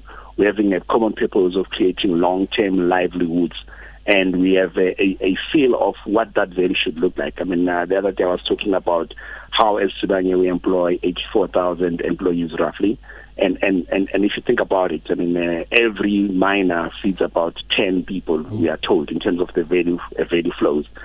Now you can do the maths. I mean, it's 84,000 times 10. We are almost responsible for about 840,000 lives or livelihoods. And that is why when we take certain decisions, we have to balance the short term and the long term. I mean, you would recall in 2019 when we came into Marikana, we actually had to downsize some of the operations to ensure that they are sustainable. And you would have heard over the couple of months that we now are in a position to reinvest about 3.9 billion in the K4 shaft in Marikana, where we are going to recreating, I think, close to 5,000 jobs. Again, we bring them back into the economy, both directly or indirectly. And some of that 5,000 would be jobs that would actually be in some of the shafts coming to a natural end of life, but those people won't have to be retrenched, but they'll be retransferred to the K4. And some of the jobs will be us giving opportunities to the locals there and some of our former employees. And for me, this simply demonstrates that as we navigate these challenges, we need to ensure that we are keeping our eyes focused on long-term sustainability of the operations as well as long-term sustainability of the livelihoods that we create both through direct jobs and indirect jobs. Let me just come in there and talk about indirect jobs. I mean, we pay close to 600 million in living out allowances, and we are told that some of our employees live in Marikana, but that simply means that some of our employees are bringing livelihoods in some of the families, and I've seen driving around Marikana, some of the houses there have got 3 or 4 bedrooms, and if you take a rough calculation, that's like 1,000 rands a month. So we are able to bring to another family that has got dwellers within their yard about 4,000, 3,000 a month. Again, that's value share. That's the flows of value that are just flowing out of us being there. And I'm not even going to talk about some other subcontracted work and other SMEs around the area that benefit out of the value flows from our business. Thanks. Let me just jump in there very quickly, Temba. This, essentially should be a catalyst for inviting, other partners, other businesses in the areas, to partner with you. Is this happening? Certainly. I mean, we've been having conversations not with only the businesses, but also with government. I mean, we know that there's a bigger plan to create a district development program, which basically should get all the partners around the Bojanala district to ensure that we all work together. And for me, a very good example, which is common knowledge, is the issue of SLPs. So if we all pull together as companies, our SLPs could go a long way. But remember, SLPs are meant to drive social transformation, assuming that we've got functional government programs in terms of service delivery, because then they become a top-up on top of that, which will then fast-track the value flows from a transformation point of view. So it is very critical that we get our traditional authorities in the area to be well-equipped, capacitated and functional, but also work with the government and support government programs where there's some failures. And I think and then work with the rest of the industry. I mean, the whole issue around developing SMEs is very, very critical. Sustenance of SMEs depends on market access. And if then we as Sibanye play our part in creating capable SMEs, it simply means that the money will circulate around the district, because those SMEs cannot only do business with Sibanye, they'll be able to be competent enough to do business with other industry. I mean, we remain with an ambition of ensuring that within our shared value tree, at least 20% of every rand that we spend in the area in our procurement remains in the area. That simply means 20 cents for every rand that we spend. Let me tell you, we'll only achieve that if we've got capable SMEs that have got longevity. Let me tell you, each year we'll come knocking on your door, and we are pleased by the numbers that we're hearing. Themba Nkosi, Chief Sustainability Officer at Sibanye Stillwater. From me personally, I'm really pleased about this progress. I wish you guys a lot more inspiration, a lot more cooperation, and a lot more partners. And we appreciate you chatting to us this morning. Thank you. Thank you, sir. That's where we're going to leave it. Man in a green blanket. He takes his mobile phone and he calls his wife, and he says to his wife, honey, later today my phone will be off. We are still in negotiations, and I will call you as soon as we're done. He says to his wife, I love you very much. And we all know what happened. A few minutes later, there was a gunfire, and he lost his life. A man that we know now as Mambush, as one of the leading characters there. It's encouraging that Sibanye Stillwater, I'm sure their detractors will say other things, but it's encouraging that when you hear these numbers that are there, 139 beneficiaries that are ranging in age from 9 to 41 years old. This trust is benefiting people that are living as far as Lesotho and Swaziland, and so far they've contributed 64.5 million rand all in all. We're looking at speaking to somebody in the enterprise and supply development at Sibanye Stillwater in about 10 minutes from now. And of course, this morning, it's about Marikana renewal project. Skela lapa ma-Afrika, re batla go itse gore moepo o wa Sibanye Stillwater o dira eng go tokafatsa matshelo a baagi le go gopola ba le ba ile gore ba latlhegetswe ke matshelo a bona. It's you with the boys. 8 o'clock now. Your latest news. News on UFM. In the temperatures, Rustenburg 8 to 19, Mahikeng 3 to 17, Klerksdorp 5 to 16, and Johannesburg 5 to 13. In the top stories, Deputy President David Mabuza promises swift reaction to disasters, and Enyobeni Tavern owner expected to appear in court today. Good morning, I am Dimakatso Khenko with the news at 8. The owner of the Enyobeni Tavern, Siyakhangela Ndevu, is today expected to appear before the East London Magistrates Court on a range charge including selling alcohol to children. Ndevu was charged after the Eastern Cape Liquor Board laid charges against him following the death of 21 teenagers at his tavern in June. The cause of death is yet to be determined and investigations into the tragedy continue. Deputy President David Mabuza says the government is improving early warning systems to minimize the impact of natural disasters. This follows the death of more than 450 people during heavy flooding in KwaZulu-Natal. Mabuza was taking questions in the National Council of Provinces.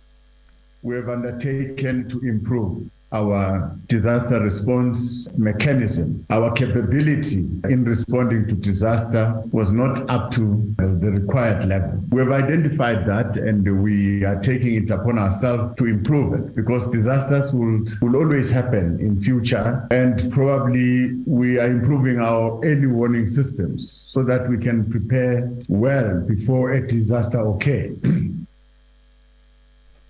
Moving to other news, Health Minister Dr. Joe Phatla and his deputy Dr. Sibongiseni Dlomo are expected to update the nation on government's response to monkeypox following the discovery of a fourth case in the Eastern Cape. Meanwhile, the continent of Africa has more than 200 infections, with 5 countries, including Nigeria, recording the highest number.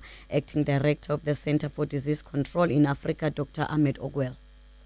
285 new cases have been reported on the continent of Africa, and 1 new death has also been reported during this time. Of the new cases, 31 are confirmed and 254 are suspected. This is a 62% decrease in the number of new confirmed cases that have been reported over the last week when we compare with the week before. 90% of the new cases that we have seen are being reported in Ghana and Nigeria. 5 of our member states are currently reporting new cases on the continent. And finally, there's been mixed reaction to DA leader John Sienazen's comments about his ex-wife made on MacG podcast and Chill, with some accusing him of sexism as well as insensitivity towards women, while others believe he was just being a human in rather informal setup.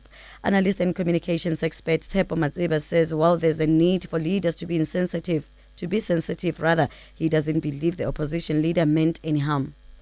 One can only applaud John Steenhuisen for taking the interview. If you take an interview in a show like that, that's how you participate and that's how it works. So I think that some people who are calling him names at the moment and implying that he is attacking or labeling his ex-wife in a bad taste, I think are being overly sensitive on such a Friday morning. There are far more worst interviews that were held there. That doesn't mean that we condone negative commentary about women, but instead that we also need to, as citizens, not to be overly sensitive to a point where no words can be used, especially also in the context of a humorous show. So I think on a Friday we need to relax a little bit and have a great weekend.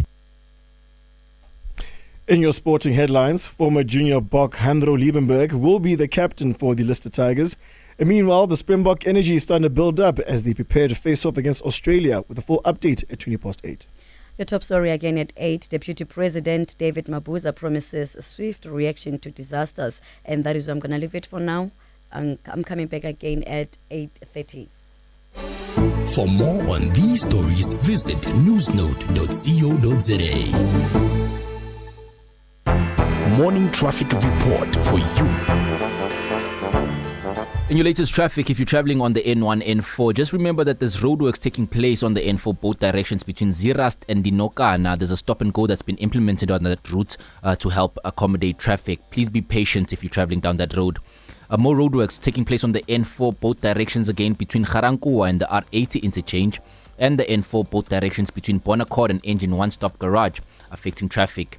And then out in Pretoria, actually in Johannesburg, there's a stationary vehicle on the N1 northbound after Bears Nodia Drive, blocking the right lane. For UFM traffic, I am Musbingelelo Ntlengetwa.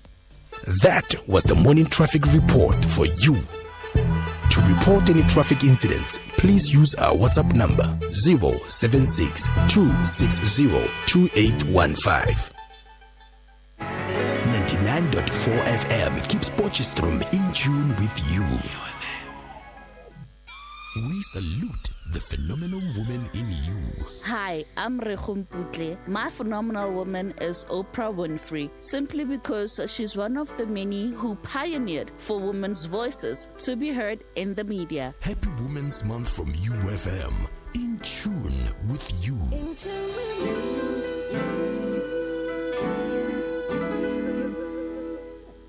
You with the Boys Deluxe Edition, broadcasting an extra hour every Monday to Friday from 5 a.m. to 9 a.m. on UFM. In tune with you. Oh God, it's Major League. I wake up every morning singing for money. I'm singing. Okay, now I'm going to on the back. I get come on your swank and jenga. I get come on your shine, go man jenga. I get come on your mama jenga. I get come on your own and on jenga. Unkulu number 1. Denny Wami number 2. Bega Tina, bega you. Siki Mali Yam with my crew. Everything's good. I'm trying to put up in the hood. I'm trying to put up on the show. She was hating on me, no she won't. Engiti minu yangazi nana. Ungizwa ngenda. My name Ricky Rickstar. Engiti minu yangazi nana. Ungizwa ngenda. My name. Also, I must call them. The interview is going to start at 10 past. It's gotta be good. It's gotta be nice. I do this for you. Stay shining. Everybody stay shining. I'm trying to get up. They're pulling me down. Saying my name when I ain't around. Stay shining. Oh, Mahua Morutuba.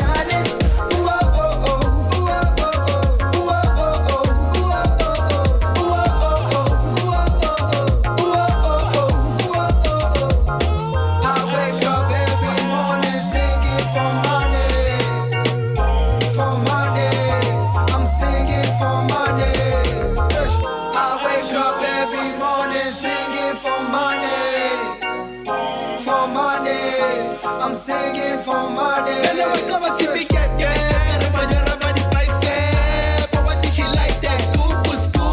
Hanalina Fila was true to Lunali Shalabana Kari iPad.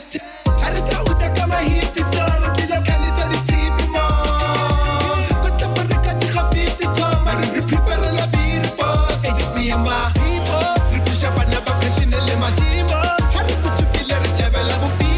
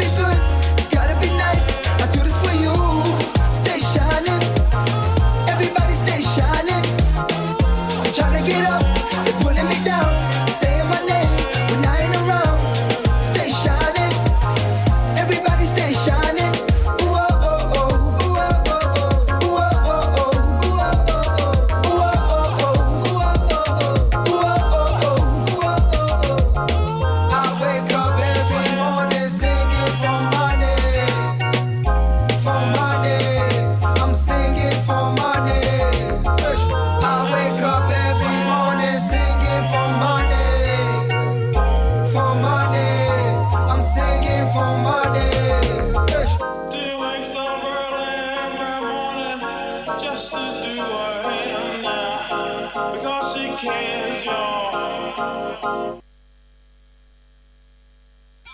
salute the phenomenal. So I have him on the line after this jingle. Thabo Mashaba, and my phenomenal woman is founder of Bridge the Gap and Women Private Equity Fund, Ms. Wendy Lohabe. Not only does she have extensive experience in luxury goods, she is also a seasoned social entrepreneur and economic activist with multiple honors for her pioneering contribution to the economic empowerment of women in South Africa. Happy Women's Month to the phenomenal woman in you. Happy Women's Month from UFM.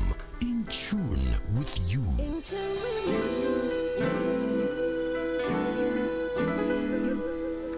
It's a Marikana renewal project. And the theme for this hour is to create. What has been created? The Sibanye-Stillwater, they piloted the startup pitch initiative in Marikana area with the aim of stimulating the local economy. If you've been to Marikana, you'll appreciate there's a bit of change there and there. I mean, I haven't gone that deep, but there are stories that are coming out. Mahoa Morotoba, Enterprise and Supply Development Manager at Sibanye-Stillwater, joins us on the line. Good morning and welcome to UFM. Good morning, and good morning to our listeners. We appreciate you taking time to chat to us. Let's talk about this initiative. What is it about and what's involved here? Yeah, I think this was part of Sibanye-Stillwater Enterprise and Supply Development Program, where we wanted to support local economic development to ensure inclusion of local entrepreneurs in the mining value chain through training, coaching, and mentoring.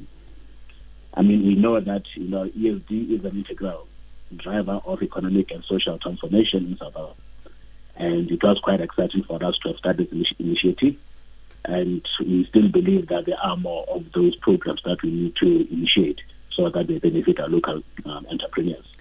Ramorotoba kele someone wa an SMME ke gore ditse, and I'm wondering gore criteria ya gore ke tlhopiwe le nna as an SMME so that I can benefit. What's the process there? What's the criteria and the process?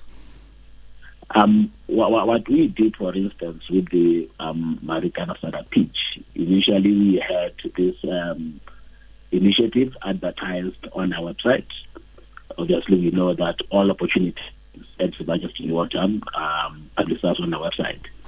And we did have quite a number of responses that came from the Marikana area, where we had about 151 applications, which were thoroughly by our point of service provider, which is outside Sibanye, just to look at the ideas that these entrepreneurs have and are they sustainable? Could these ideas create impact?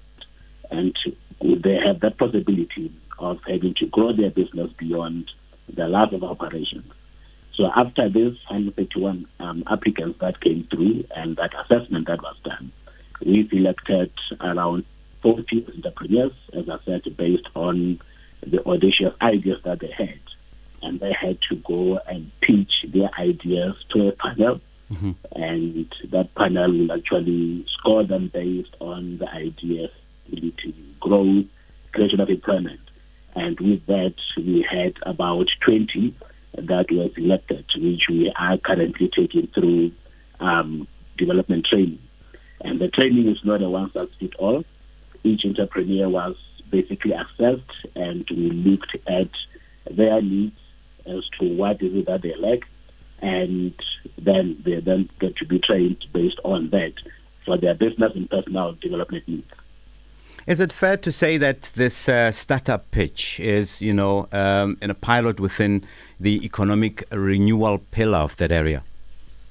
Yes, definitely. I mean, having looked at Marikana, and hence we start with Marikana, it's of us to say, how then do we empower our local economies? How do we make sure that locals are benefiting, and how do we make sure that they're empowered, trained, and skills imparted on them? And hence we had to make sure that this training and they are mentored to have skills imparted on them to participate within the mining value chain.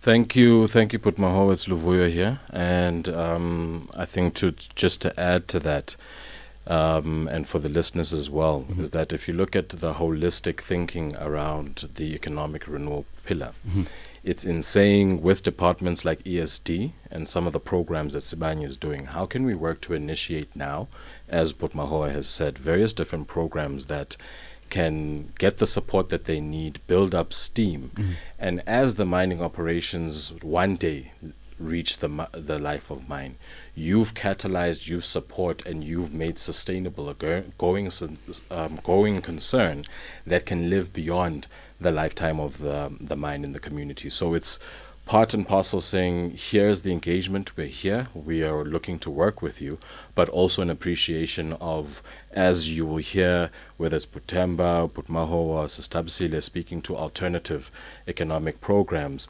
you see some of these start-off pitch programs speaking to that. So yes, the existing value chain, but also an interest of living beyond. And there's always been that conversation in this province in relation to what happens beyond mining.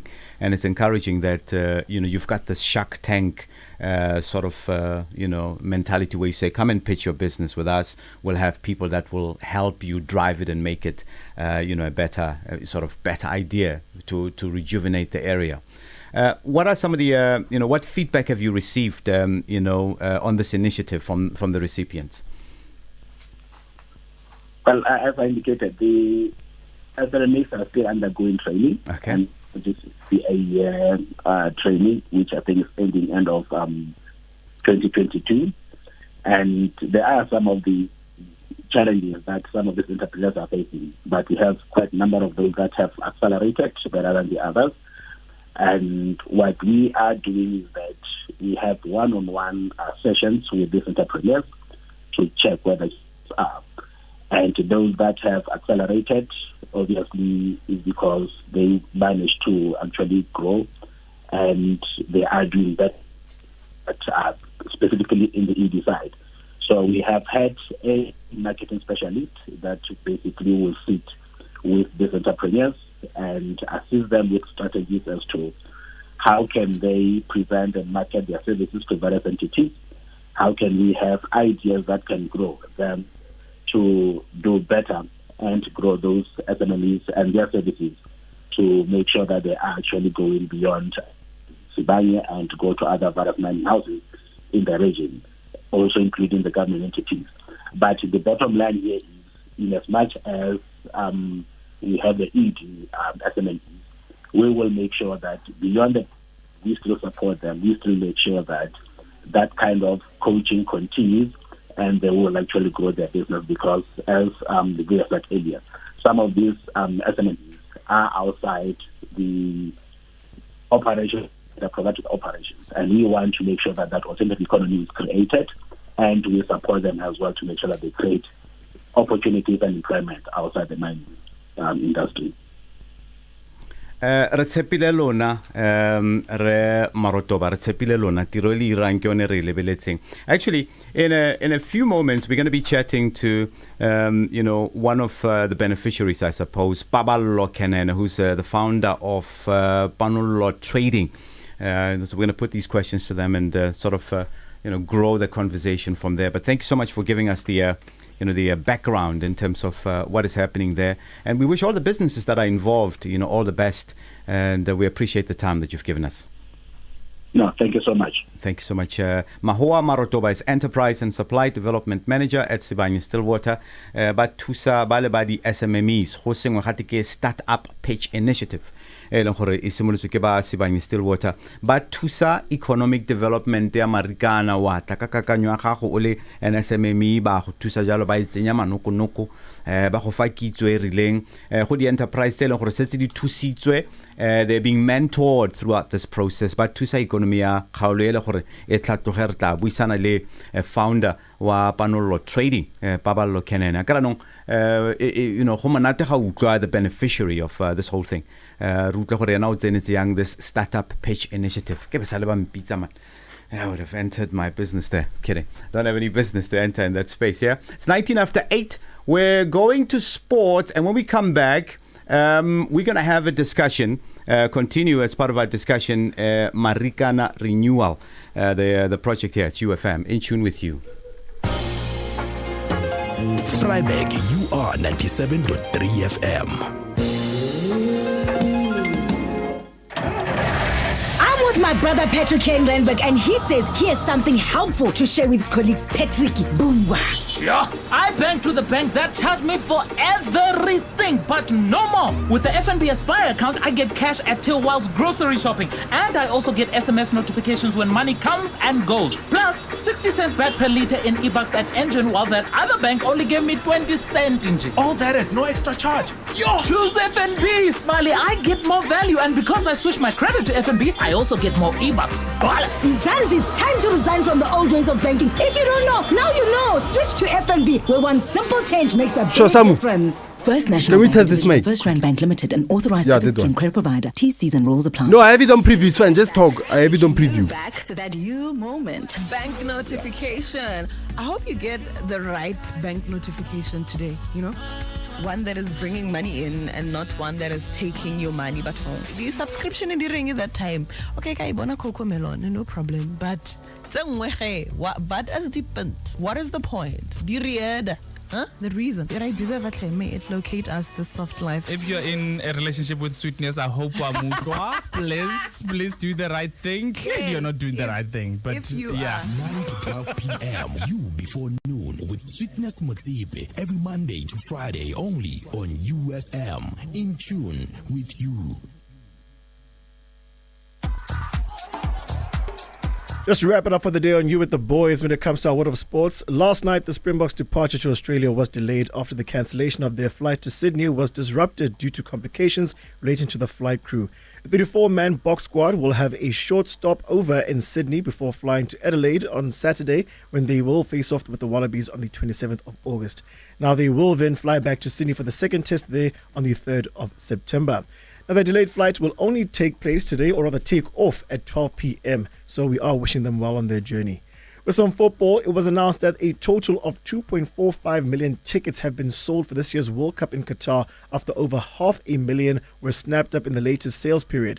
World Football's governing body FIFA mentioned that 520,532 they were sold in the period between July 5th and August 16th, with Qatar, the United States, England, Saudi Arabia, Mexico, and the United Arab Emirates, just to name a few, leading countries of residence for those purchasing match tickets. They have even added that the most popular games for ticket sales include Brazil's group phase encounters against Cameroon and Serbia, while Portugal's meeting with Uruguay is one of them as well, Costa Rica's clash with Germany, and Australia against Denmark.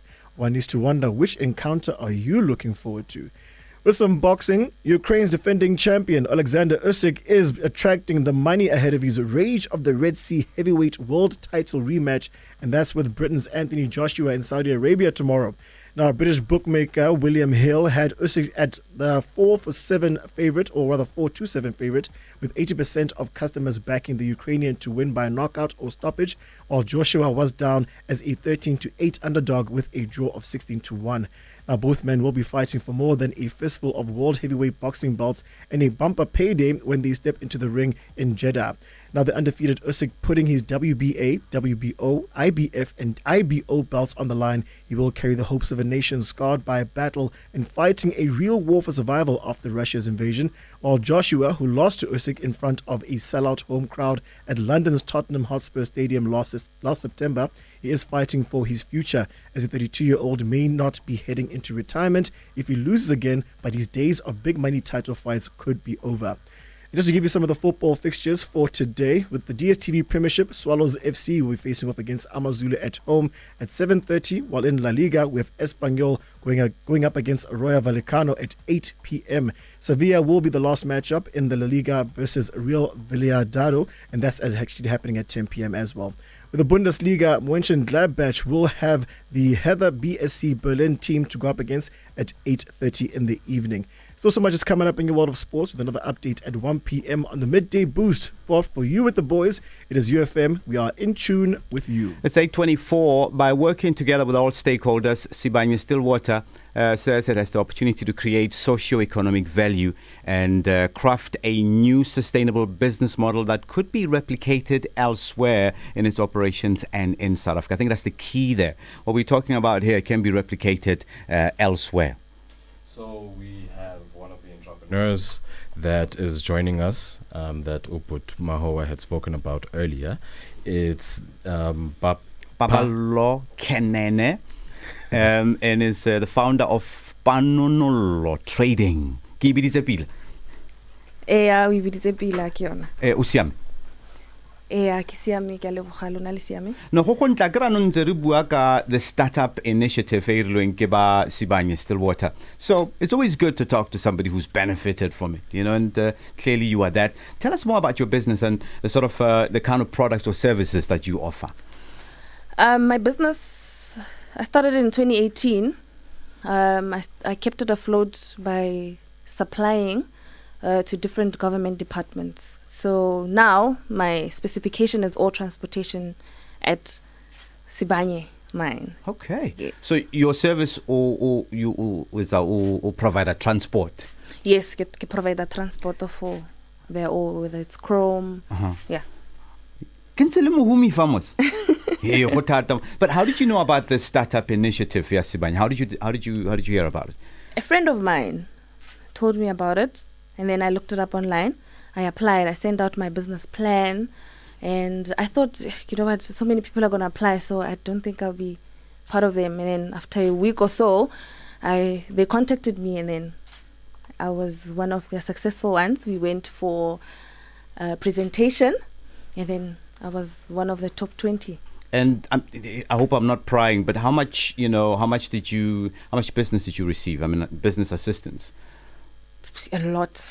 Like a lot. The ESD team and the Pagamani team, they don't make you a stereotype that no, you need to focus on Sibanye only.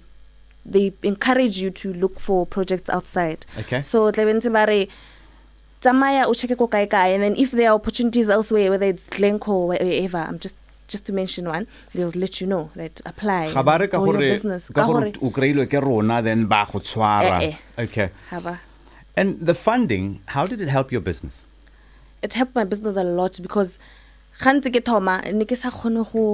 the profit I got from supplying nisi enough. I couldn't even buy a laptop. Okay. So the funding, I bought a laptop, I bought a printer.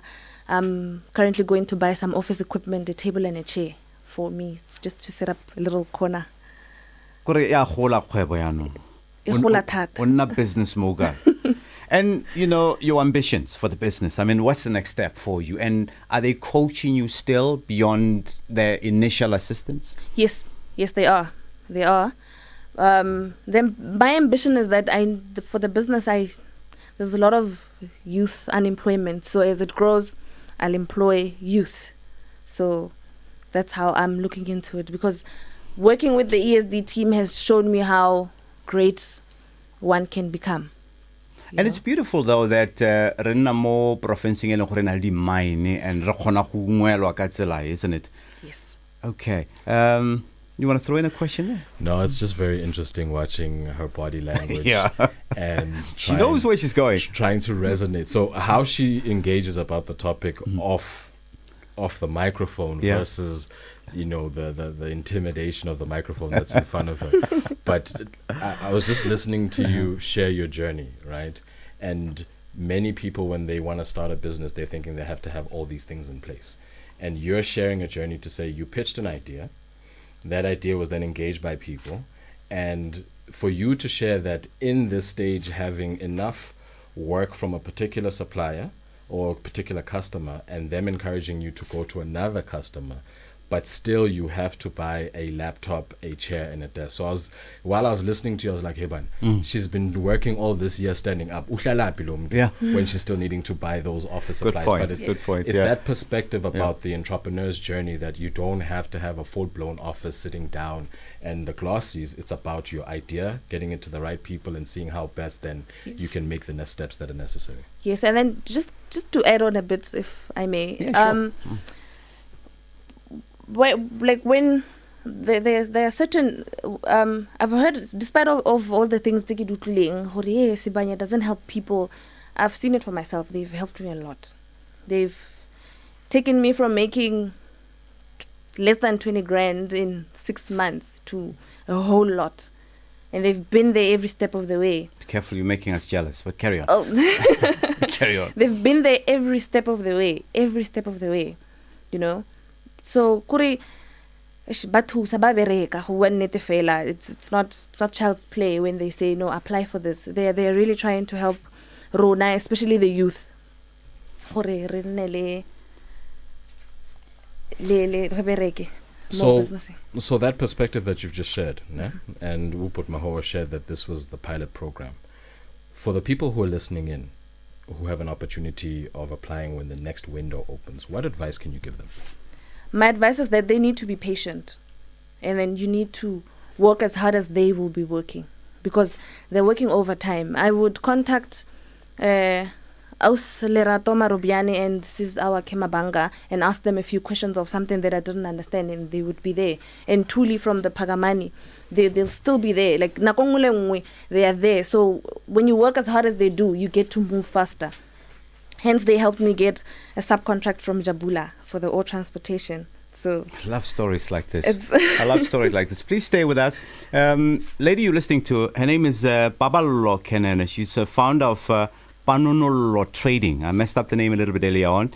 She's the beneficiary of this startup, pitch initiative by Sibanye Stillwater, and she's going to stay with us for quite a bit. Let's get to the headlines and update your traffic. It's just gone 8:31.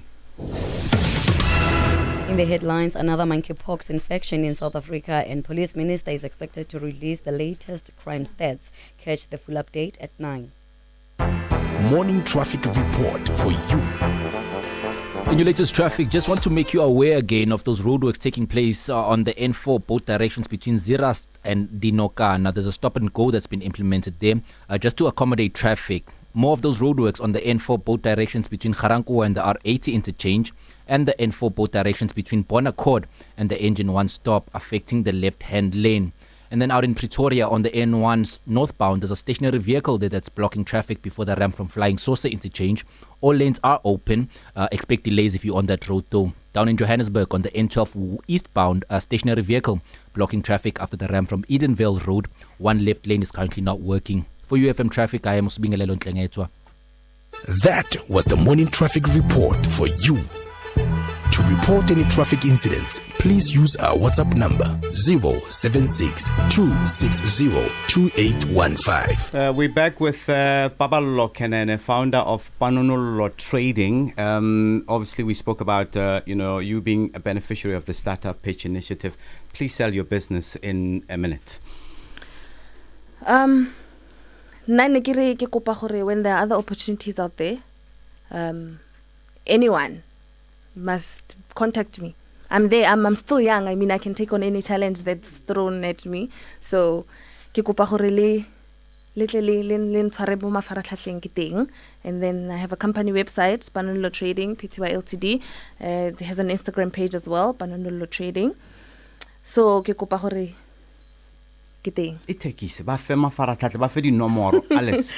phone number is 060-834-1754. Kiteng gale batla ke supplier company ya lona or maintenance, construction and maintenance. I'm still there. And then if there are other listeners from the mines, open cast mining, kiteng ke kopa gore leng contacting ke tla ka heavy equipment machinery. Sure. And just benefiting from my background in BE, what she forgot to tell you that she's a black female-owned business, a young entrepreneur. So do look out for that. And I think when the opportunities that are out there, when people are looking for suppliers like yourself, don't be shy to mention that as well. Thank you so much. Before we let you go, Gates go lapeng barile di shout out. Ako diragatse. O kana level la hela kwa o diragatse. Ka itse gore my parents are listening. Mama ka Shelly Tsimogo, papa ka Leslie Mthandeki Kenene, ke a leboga butaka ke tlelene le Ntshepo Mangena, ke leboga Thomas Mukua for go supporta, ke leboga ba botlhe of my relatives ba ba reditseng, ke leboga Modimo a Thabasione ebe ke fitlile mo ke le mo, ke a leboga. No, look out for her company, Paballo Kenan. It's a name I get a feeling we're going to be hearing quite a lot from. Your story humbles me, really does. It's beautifully written. How well heavy equipment. And just for it's not easy. I've had so many challenges where you get there and then it's a mail, and then I don't know, before I give you a contract, let's book somewhere. So please don't ever do it, because once you do it, you will never come back from it. So definitely, don't look desperate. Don't be desperate, because when you're desperate, you end up doing things that you're not supposed to do. And how about it's about the startup, pitch initiative? Don't doubt yourself.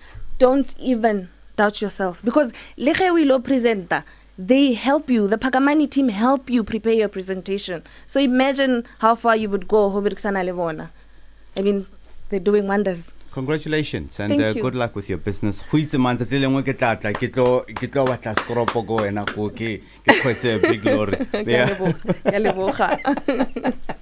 That's where we leave it. When we return, we're going to speak to Dr. Mandla Yawa. He's the supervisor for social responsibility at Sibanye Stillwater.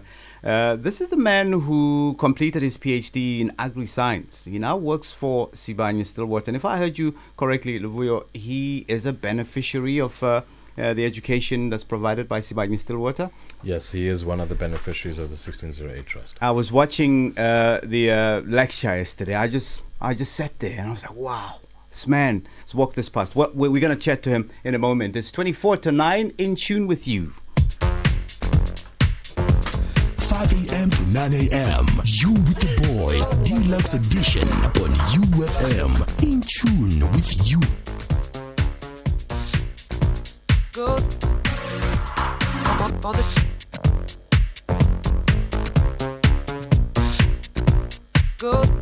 Go sometime.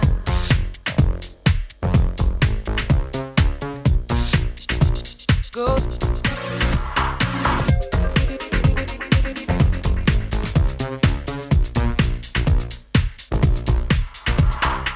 You want go, let it ride.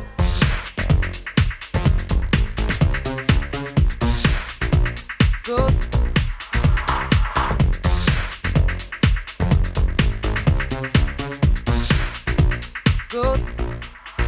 Go down.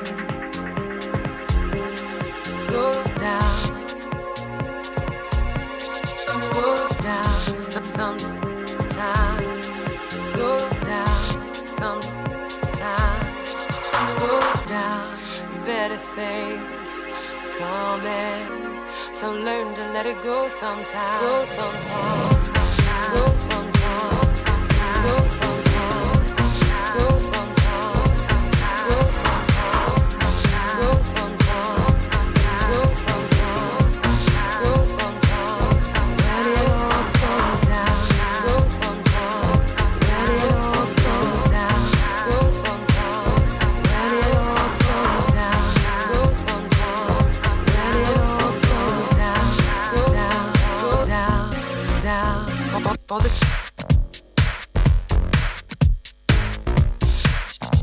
Put it inside you.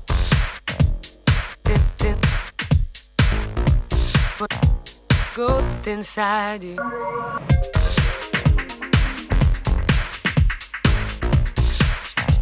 Go.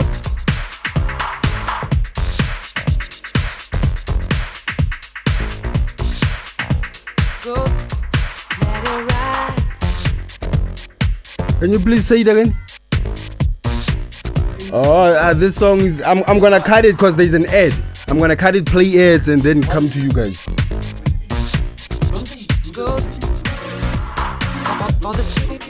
No, not now. So, but there's ads. And after this song, I'm playing ads. And one ad. You want.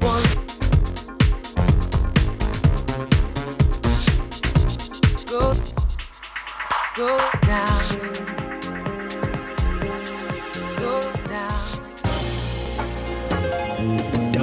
You are 91.9 FM.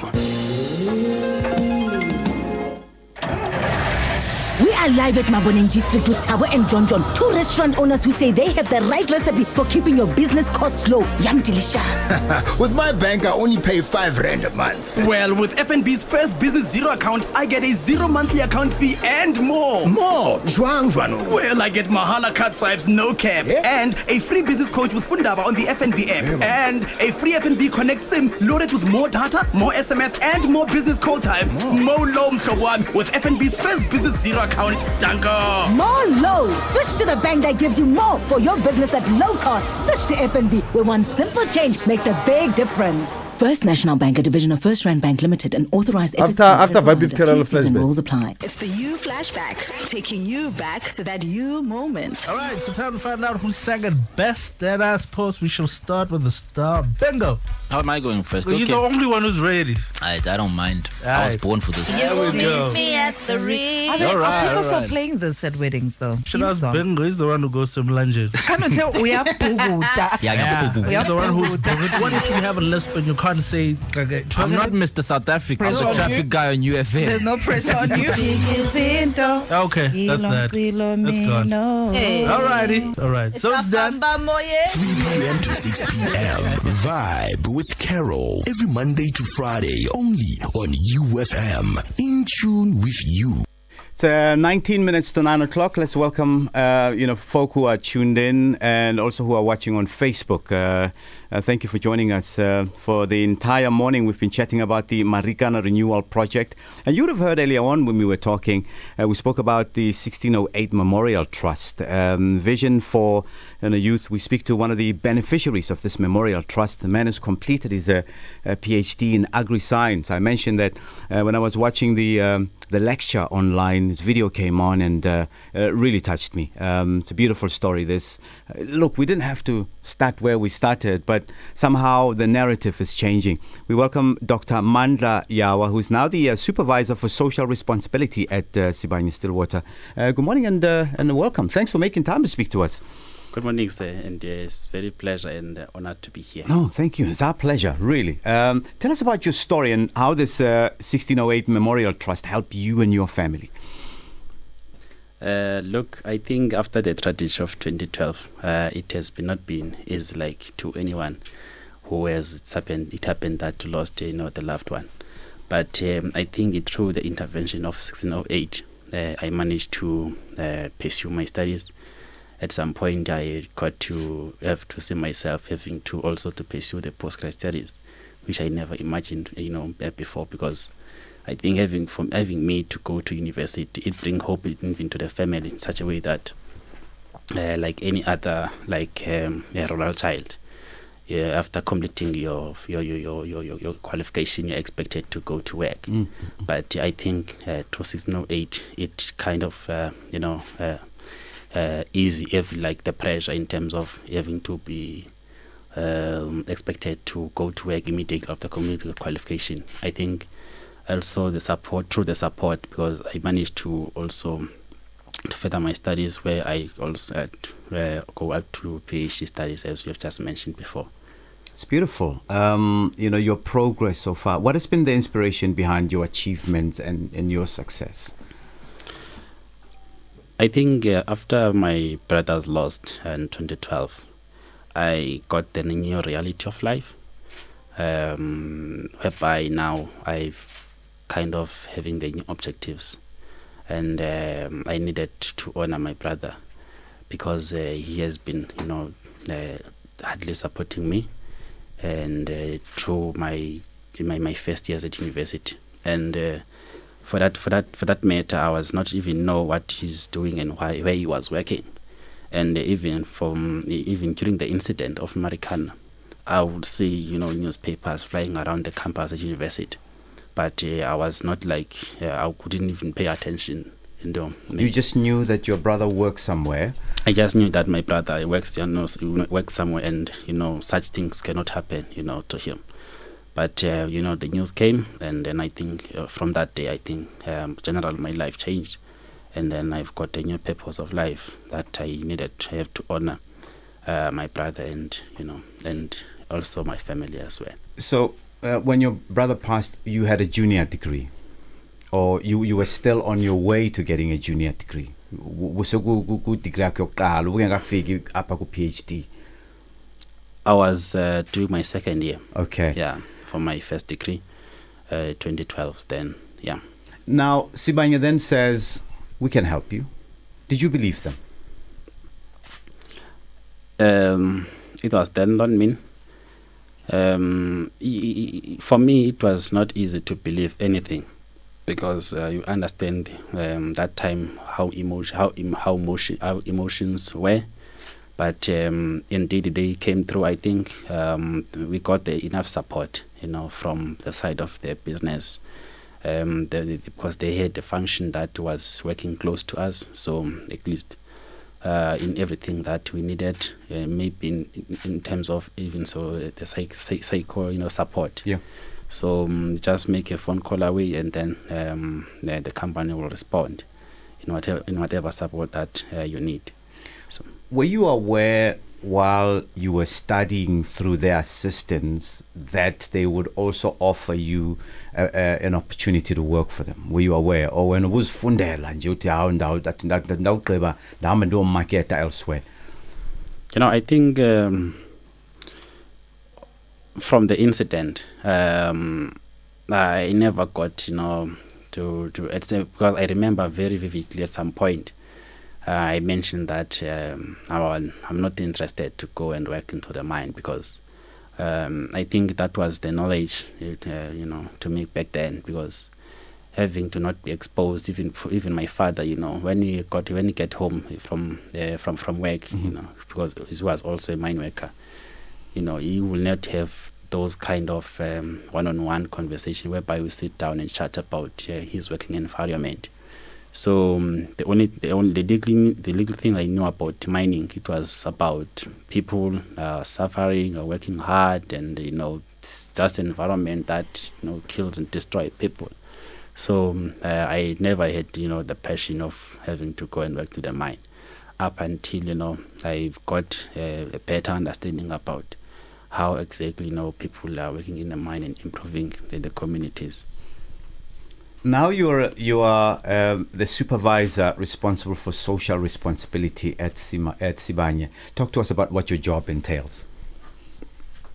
At Sibanye Stillwater, as I just mentioned, the company improves, the lives, in their communities, and also all the stakeholders that's associated and involved.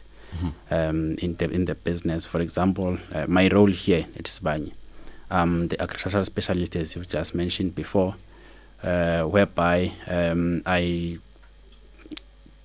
embark on the income generating projects that enable people so that they can be safe, sustainable. For example, we have projects here in Northwest. We recently launched the beekeeping project. Okay. I think last month, that is meant to assist the local entrepreneurs around the Marikana communities. And we also have the cattle improvement program as well, whereby we are trying by all means to improve the quality of animals that the communal farmers will be producing, so that it can be able to compete at a commercial market level. And there are a couple of projects as well that we are doing across all our operations, like, for example, also in Gauteng as well. And we also have some projects that we have in our labor sending areas like Eastern Cape, whereby we already completed 6 sharing sheds. Because sharing shed is a very important structure in Eastern Cape, because Eastern Cape is a stronghold for sheep farming. And also we are also building schools as well, so that we can try to enable the kids from rural backgrounds. So if I'm framing this correctly, you are one of the most devastated people. You are now working to ensure through Sibanye Stillwater that people who and you would understand the devastation, that you bring improvement into their lives, that you assist them to come up with these, self-sustaining businesses. Am I framing it correctly? Yeah, that's correct. Wow. Yeah. Anyway, do you have any advice for young people that are looking, to advance their studies and their careers? I think the advice that I can give anyone who like to advance in terms of him or his studies is to just to pay focus and most importantly to use the time and to be disciplined. And the support, and also to be disciplined because at some point not always the resources and the support that we have currently will always be there. So I think the most important thing, the discipline, and do what you can with what you have. So do what you can with what you have. I think very key, very key. I saw the video, your story was put on video as part of the lecture yesterday, and I'm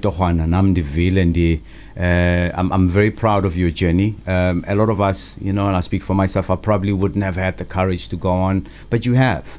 And you've gone this far, and you're helping people as well. The empathy that comes with what you do, the understanding and the educational background, and I can only wish you all the best. You inspire us a great deal. We're waiting for the book, by the way. You have to write a book about your journey.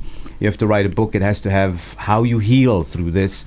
You're working for an employer. It might be a different company that might have cost you pain, but now it's enabling you to create healing and so forth. I have a feeling we're going to be hearing a lot about your name, Dr. Mandla Yawa. Just the doctor part of it. I mean, most definitely the book is something that is in the pipeline. Siyabulela. Ipali ncwadi. Siyabulela, man. All the best. Anything you want to say about Sibanye so far? I mean, I know it's difficult me asking you to say stuff about your employer. What can you say about them? No, I think for now it's just most humbling and supporting environment, especially the group of people that I've been exposed to. I think for now so far so good. Wow. Yeah, thanks. Thank you. No, good luck with your projects. I hope that you produce a lot more people like yourselves and even beyond. I hope that by the time the book is published, I'm going to get the first copy, obviously, but that you have a lot more other success stories that you'll be talking about. The beekeeping project that you spoke about. We know how expensive honey is. It's it's a sector that we don't play in that space as black people. Now we have you, and we've got a foot and mouth breakout in certain parts of the country. We should be quoting Dr. Mandla Yawa coming in to give us advice in that space. And all the best. No, if maybe I can just touch on that one, sure. Because I think when you talk about the issue of foot and mouth disease in the country, it's the most concerning one. Because now it means then that now we will have to limit the movement of animals from one area into another area. What that will mean in terms of the meat supply. So that's a big one. That's a big one, and there are quite a number of Mandla, the scientific papers online whereby I just wrote about that. Let me impose on you. We're going to call you regularly to give us comments on agricultural issues, because I saw when the minister made that announcement about cattle movement, and I think there's quite a few people that are able to tell it in a relatable way. Can I impose on you that we call you in one of the days on the show and that we can chat about it? Happy to do that. Thank you so much, and all the best, and regards to you and family. You're an inspirational story. Thank you so much. Cool. Dr. Mandla Yawa, Supervisor for Social Responsibility at Sibanye, Stillwater, in studio with us to chat about this vision for the youth. So if you thought Levuyo was just, churning out spin, you thought that he was, he had a well-written presentation. Well, it's been proven not to be that case. Anya Sabenz. Yeah, no. I think the Mandla's very humble. You can tell. He's very humble, reserved at times. I mean, he's managed to take a PhD study of parasites and how they affect our cattle and make it make sense, not only in a sector that doesn't necessarily do that as a primary function, but also then gets to a space of how to impact other people who are trying to improve their livestock in the area. So taking something that's far left field, adapting it to a different sector in an effort to improve people's lives, I think it's a matter of more than just reading the books. It's about how to apply them in real life. Now we bring in Thabisile Phumo, Executive Vice President, Stakeholder Relations at Sibanye Stillwater. You remember even last time when we had this discussion where we're checking with Sibanye, what are they doing? And they were able to account. She would come in and do closing remarks for us. If you will know, Thabisile has a career spanning 2 decades in public and the private sector, specializing in corporate communications, social development, which is my passion, media relations, stakeholder engagement, and a whole lot of other things as well. Thabisile, good morning. Welcome to UFM. Unfortunately, we're a little bit out of time. Please give us a brief overview of what the Marikana renewal projects are and the scope which they cover. Good morning. Thank you for having me on your show, and good morning to your listeners. So Marikana renewal really covers 3 things. The honor pillar, which is really about dealing with the families and making sure that there's healing and closure. And I'm sure you would have heard a lot of programs taking place in that regard. And we are extremely encouraged that the families have set up task teams that will enable them to be involved in that process, so that we do not make assumptions about what they need, but they're actually included in a process that is about them. The second pillar has really been about engaging other people to make sure that we all come together in a coalition of the willing to change the reality of Marikana. We remain encouraged by the involvement of other parties who have now joined us. The door remains open for other people who may have been in Marikana longer than we were, who have different views, to say, yes, identify the problems, but please come and help us with a solution. And the last pillar, which is what Manda was talking about, we are beginning to be deliberate about delivering socio-economic development programs that impact on communities, are driven by communities. Some are part of our SLPs, which are regulated, but we are now going beyond compliance by doing programs together with faith-based leaders, other partners in the area that will create jobs outside of mining, so that you can begin to ameliorate the living conditions of stakeholders in and around. I mean, you would have heard about our SMME program earlier. We're hoping that if you stabilize the SMME market, those SMMEs will in turn not only create economic value, but they'll also create the additional jobs that are required by the area in terms of, and you will remember that this is an area where a lot of people tend to migrate to in search of greener pastures. So that in a nutshell is what our program is about. It is a journey, so we actually have just scratched the surface, have walked the first steps. We are calling on all the interested parties to join us, and let's work collectively towards making this a reality, so that when we talk about Marikana, we acknowledge the pain that happened there, but we can say we learned, and hence we have now begin to work together to create a new reality, so that we can tell people that out of the ashes has come something big, where communities, mining companies, and governments work together for a common good. I want you to quickly, we've got 2 minutes if you can, talk to us about the new projects. I know that you're working with schools and also working on gender-based violence in terms of your programs. Just those 2. So our programs are, we've got infrastructure projects that will always continue, where we have built clinics, we are building clinics, schools, roads and other infrastructure projects. But the interesting ones are the ones where communities are now getting involved. We have a food backyard garden program, which is now in 7 villages in Marikana. We have about 430 people growing their own food in the area. The issue of GBV is something that we are very passionate about. As a result, we are working with the faith-based and spiritual leaders to deploy a program where we will be dealing with GBV at a grassroots level, because we recognize that, yes, the awareness is important, the slogans are important, but we need to have an on-the-ground program where the spiritual and the faith-based leaders who are in communities can be adequately prepared and trained to intervene at the family level. And lastly, we've got a big program which we're hopeful will grow legs and feet. We are going to develop our first agri-hub. This is not led by Sibanye, it's led by MDA and other funders. What we have done is to repurpose old mining facilities, converting them into an agricultural hub, and we are hopeful that this will just start of a bigger program that will create jobs in the area, but that will also ensure that we create or we enable the building of skills that the communities can use and long after the life of mines of our operations have ceased. Now, this is the project that Dr. Mandla Yawa is involved in, the repurposing of old mining facilities, I'm sure.